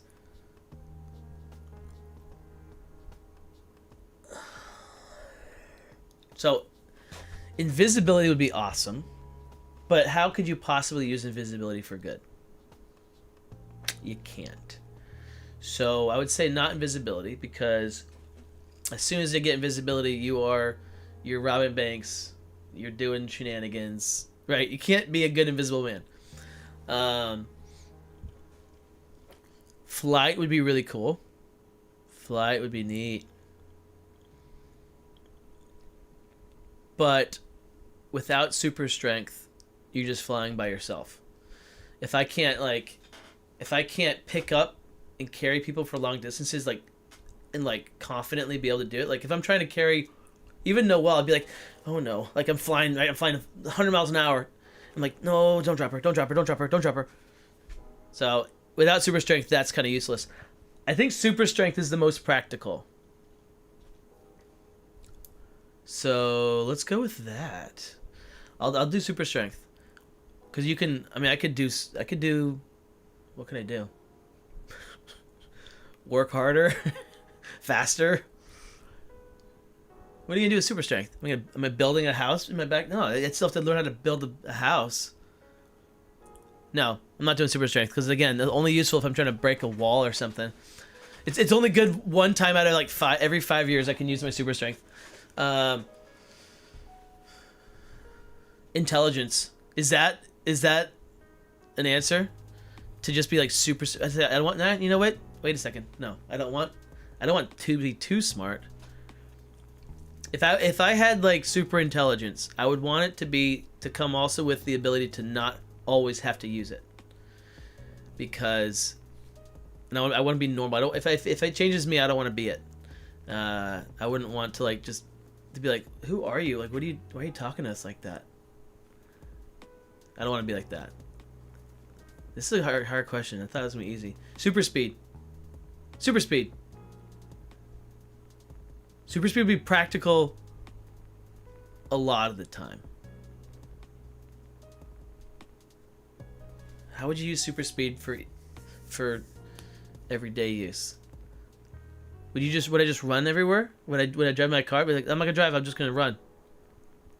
Just you run, get stuff, and then you carry it back again. Like, see, all these superpowers come with I have to carry stuff. Man, what am I missing? What powers am I missing? Jeez. I don't know. I don't have it. I don't have one. What would you guys do? What superpower would you choose and why? You've heard me break them down. I feel like there's cons to all these. Laser vision. Well, now you can't. What, are you gonna kill everybody? Like, no, you can't do that. X-ray vision. No, but again, that's just evil. Now we're just doing evil stuff again.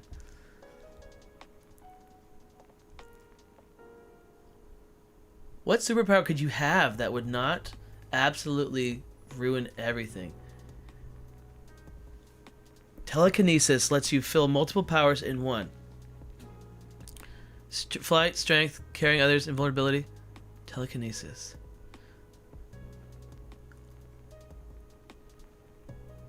Dude. That's it. Beard face. Well done. I'm taking... Oh, dude, Magneto's ability would be so good. His ability is so good. You just fashion stuff out of metal. You can just move metal wherever you want it.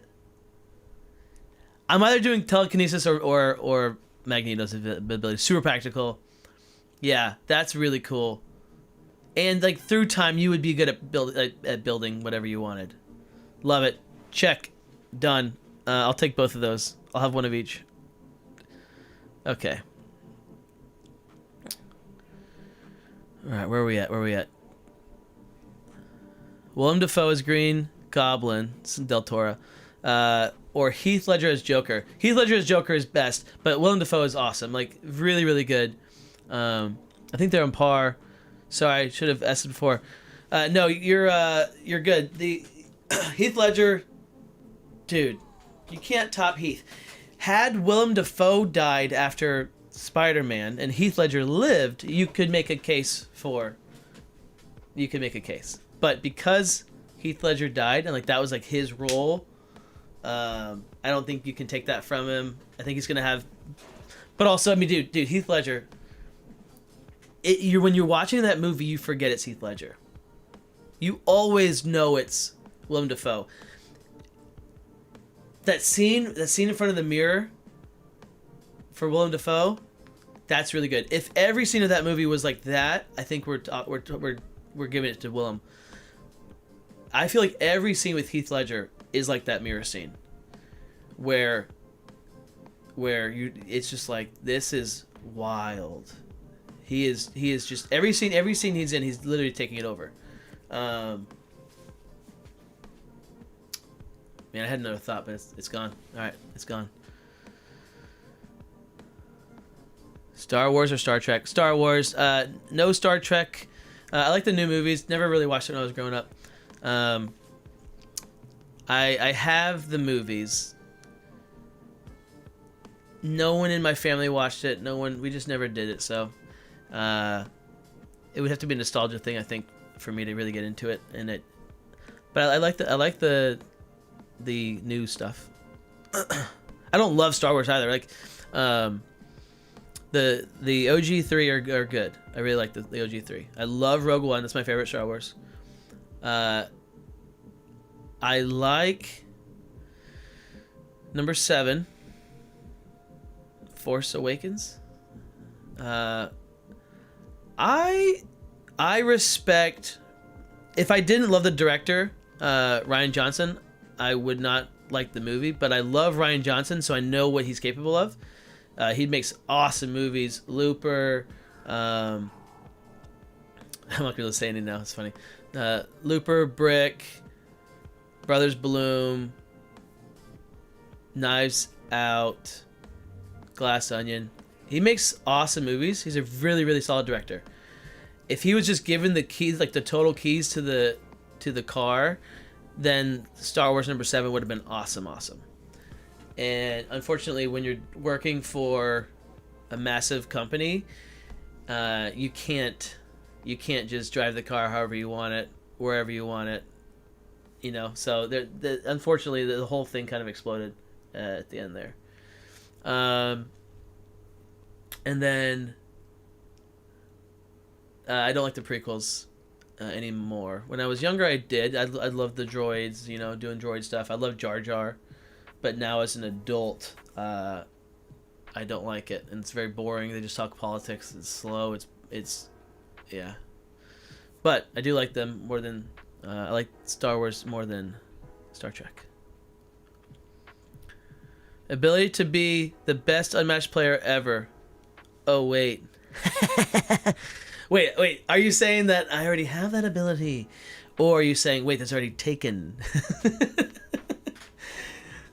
I wonder which one it is, Zero. I'm guessing it's already taken. I'm guessing that's what you're going to say. Wait. There can't be two of Zero. Beardface, thank you for keeping the chat going. Sorry that your phone's dying. Thanks for hanging out with us for so long.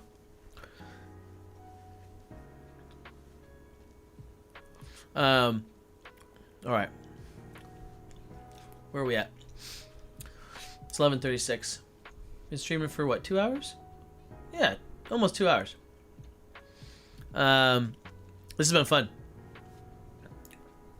So, I'll tell you a little bit about unsolicited things about me, so you can know a little more. So I do photo video, and I graduated in 2010 from college, my degree in film, and I wanted to make movies. I wanted to, like, you know, make. I wanted to be Spielberg, probably. Like, really, that's what it was. And but I graduated. I went to school, and all through school, it was a 2-year program. All through school, I was like, all right, I'm gonna be a director. I'm gonna be an editor. That's it. I don't ever need to film anything. I'm just gonna direct and edit.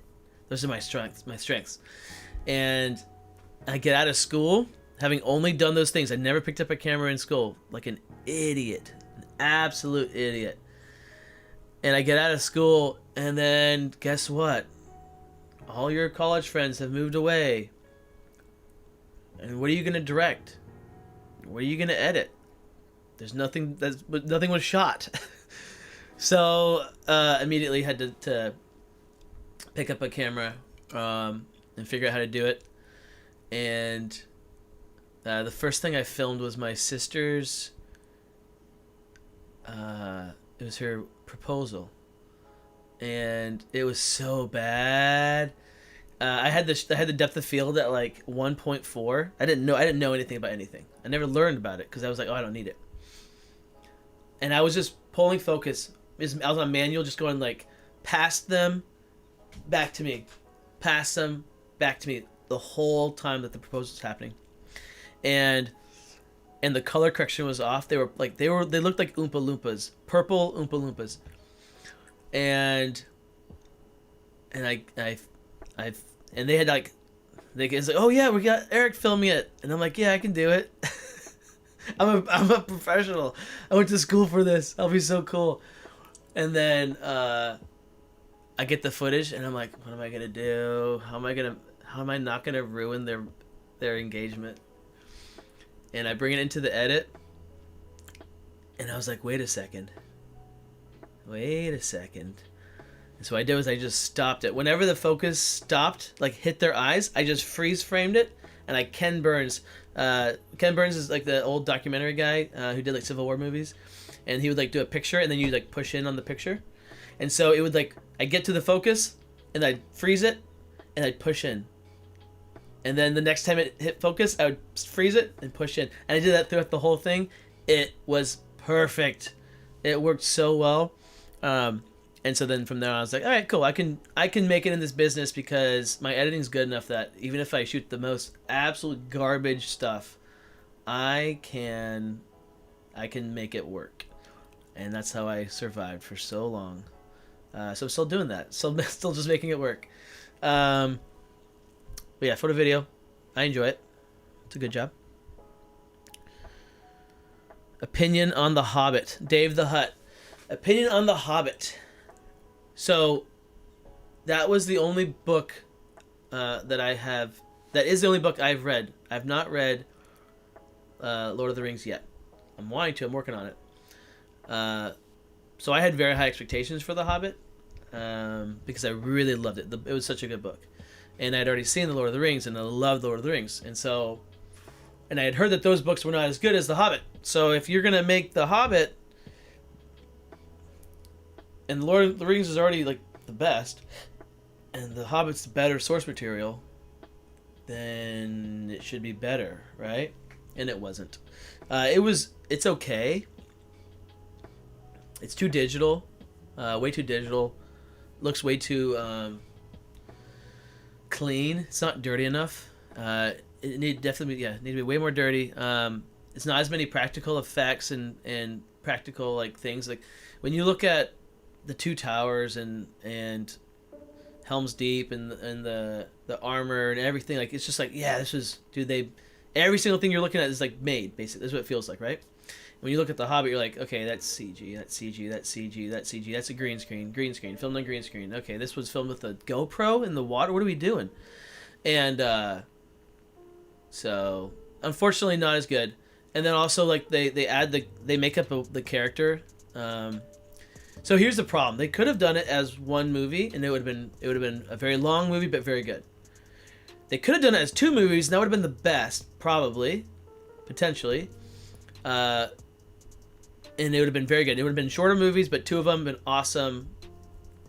They should not have done it as three movies. Three movies was a money grab with no point, no need. And the third movie, like doing it as three movies, they had to create an entire character that out of thin air that doesn't exist in the book. The white orc guy. Who is this guy? And there's a lot of other things that they changed from the book that I wish they hadn't.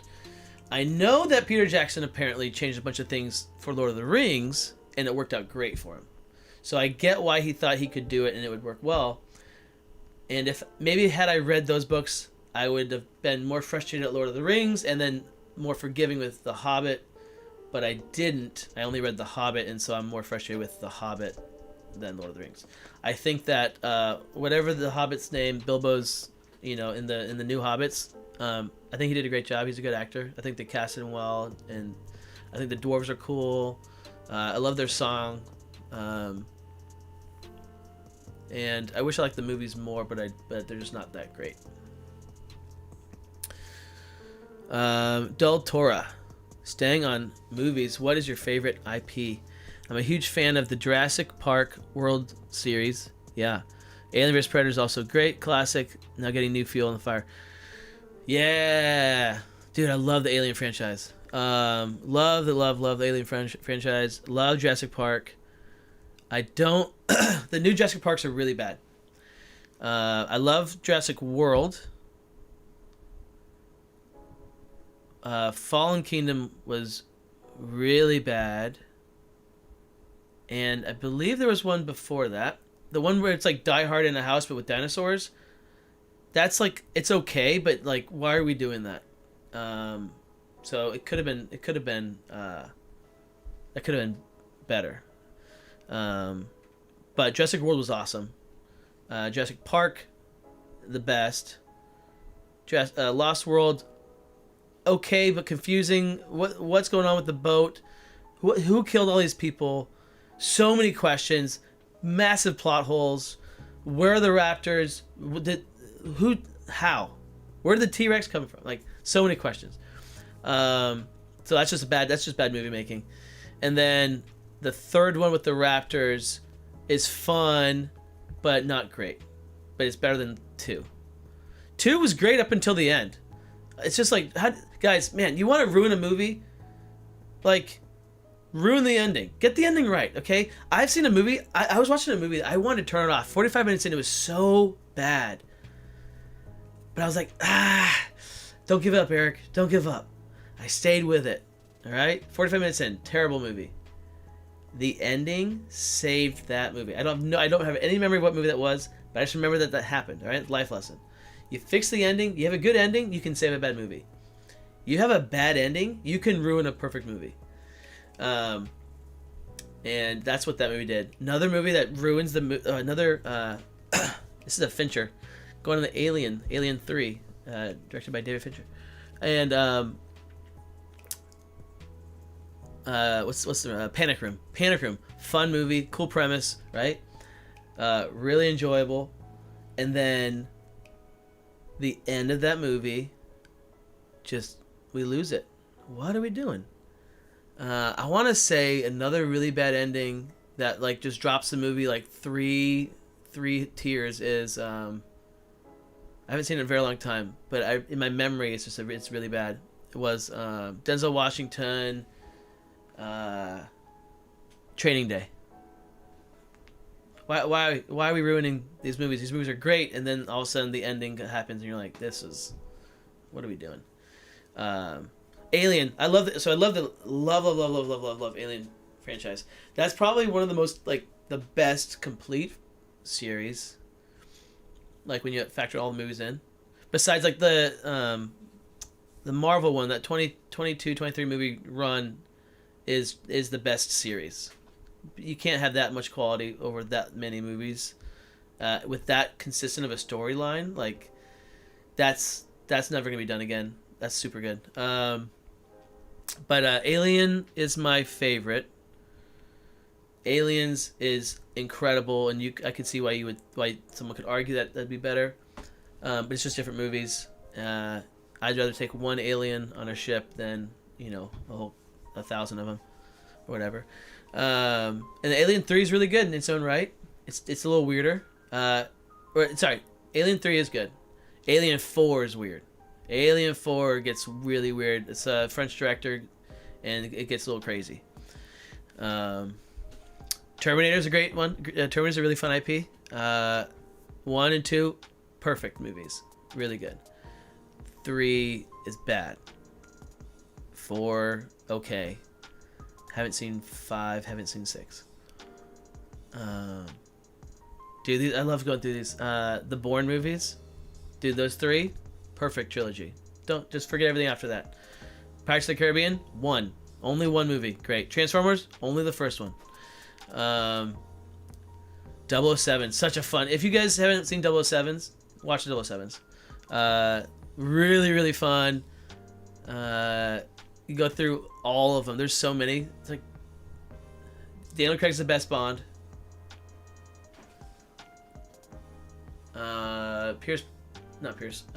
Sean Connery, number 2. Actually, I think if my memory is right, I think it's Timothy Dalton. It might be like he might have a really good. Sean Connery's iconic, but Timothy Dalton's got a really good Bond. Yeah, dude, I love the Bond movies. All right, what else? let me go back to my real life for a second.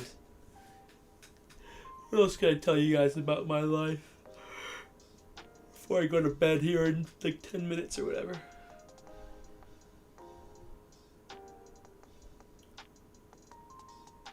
Art. I do art. Do you guys know that? I do art. I don't do art anymore, really, but I do with my, whatever. You guys see my art with my thumbnails and whatnot. I love making thumbnails. Those are fun. But I did art all through from when I was born, a baby, from 3 till college. I did art. And I never really, I always enjoyed art. It's my favorite class. But I don't know what it is. Like, if you give me... You're like, okay, you have X amount of time to do something. Art will never be on that list. I don't want to ever spend time doing art. Like, draw me a picture. No, I'm not gonna. No. I enjoy things like practical. So I'll do sketches and stuff to plan out how are we gonna build this thing and how's this gonna fit in our room, that kind of stuff. But I don't just draw ever anymore. I don't read anymore. I used to read all the time. I would sneak my books under my... I think I've told you this before, but I'd sneak the books under my... I was homeschooled for up till 6th grade. So from 6th to... So middle school, high school, I was public school. But before that was homeschooled. And we got Harry Potter books. And I loved the Harry Potter books. And I read... I wanted to read all the time. I read all the time growing up. But I wouldn't do my schoolwork. I would just be reading.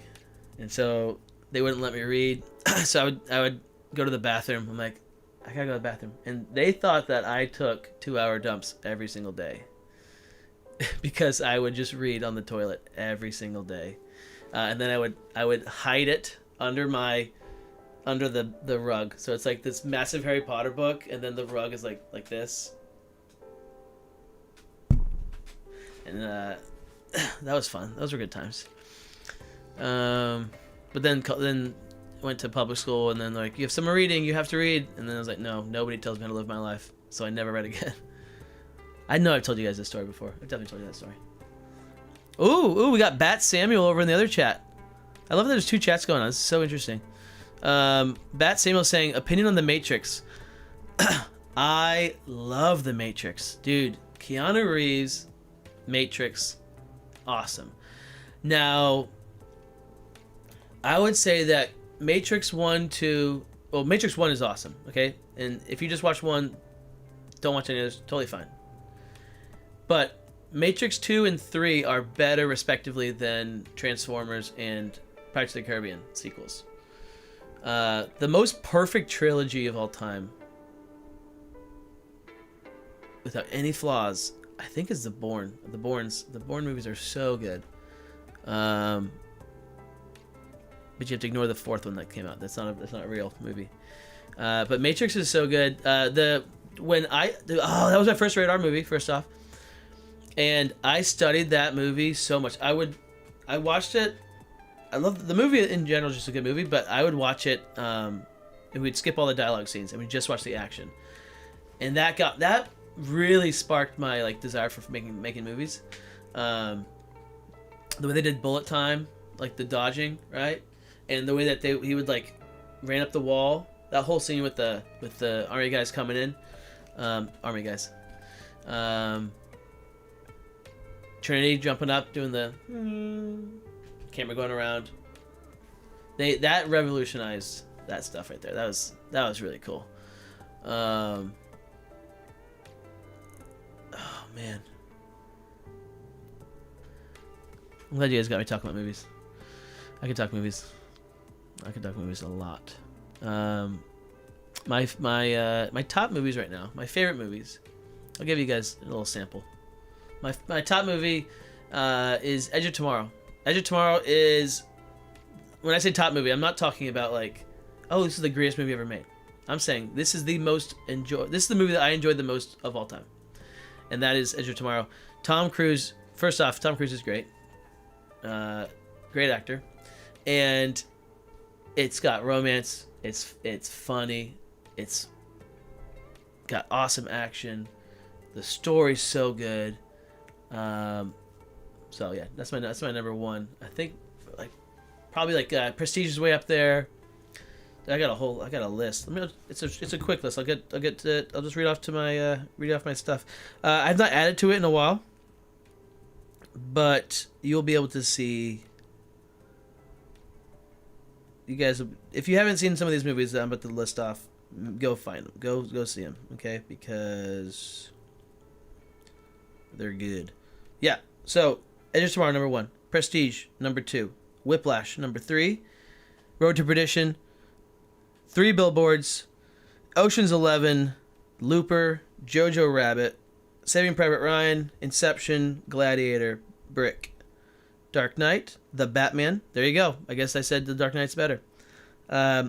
Because this is my enjoyment, right? Because I would watch it more so than The Batman more often. Pirates of the Caribbean, 1 obviously. Last Samurai, ooh, so good. The Revenant, guys. The Revenant changed filming. The Revenant was dude. Watch The Revenant. Inglourious, Get Out, Mad Max Fury Road, Hell or High Water, Knives Out, Social Network, Nightcrawler, Remember the Titans, The Matrix, Finding Nemo. It's hard to rank comedies. It's hard to rank animation, and it's hard to rank rom-coms. But I did my best to throw those in there. Minority Report, Catch Me If You Can, Fight Club, Romantics Anonymous, a really, really good foreign movie. You should go check it out. Super, super good. You've Got Mail, Lars and the Real Girl. Those are my top 3 rom-coms. If you're into rom-coms, Romantics Anonymous, You've Got Mail, Lars and the Real Girl. All are so, so, so good. City of God, Burnt, The Raid. Burnt's my favorite food movie. If you love food movies, Burnt, super good. The Raid, best action movie of all time, like the best action you'll ever see on screen. Born Identity, 310 to Yuma, A Quiet Place, 1917, Slumdog Millionaire, Silver Linings Playbook, another rom-com for you. Schindler's List, Lord of the Rings, Two Towers, Lord of the Rings, Fellowship of the Ring, Alien, Jurassic Park. I'm just going to do top 75 for you guys. What About Bob? Emperor's New Groove, Monsters, Inc., Shrek, Hostiles, The Book of Eli, Prince of Egypt, Incredibles, Groundhog Day, Girl with a Dragon Tattoo. This is the remake, not the original. The original is very good, but it's not my favorite. This is just better. It's just filmed better. It's so good. Very dark. Very, very, very, very, very dark. Sorry, let me preface. Very dark. Do not watch it unless you really are ready for dark. Shanghai Noon. Toy Story. Pocahontas. Old Boy. Not the remake. The original. Old Boy. Again, very dark. This is another dark one, guys. Do not watch this movie with anyone below 18 years old. And if you're watching it with... only watch it with one person, okay, at a time.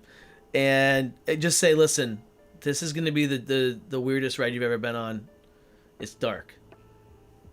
Do you want to continue? And if they say no, then just say, okay, that's fine. That's totally fine. I respect that. Kick Booty. Truman Show. Green Book. Oh Brother Where Art Thou? Ip Man. Die Hard. No Time to Die. That's 007. The Protector. That's such a fun movie. The Protector. So good. The Captain. Oh, guys, speaking of dark, another one. So this one, Old Boy, and whatever the first one I said was.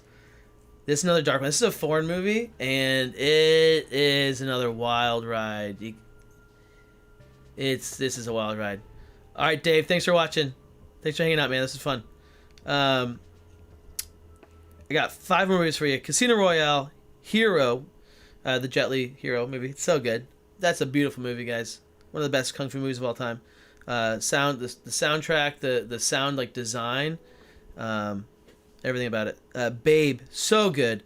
7, then Lord of the Rings, Return of the King, and that's what we'll stop there. There's a lot of good movies.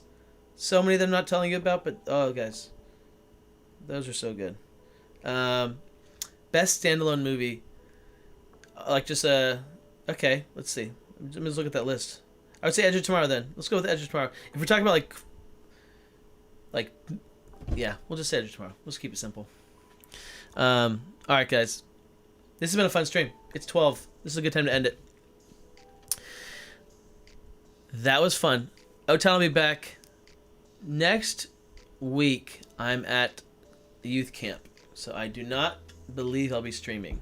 I will have a reveal drop on the 11th, whatever day that is. I'll have a reveal drop on the 11th for Battle Legends Volume 3. That'll be my last reveal. I had 2 of them this time, which is cool. And I can't tell you. Nice try. But when the embargo lifts, we'll have a bunch of videos coming out. So, and that's coming up not too far from now. But thank you guys for hanging out. This was a lot of fun. Good old chat with Cap chat. This is this is your captain signing off, and I will see you guys later.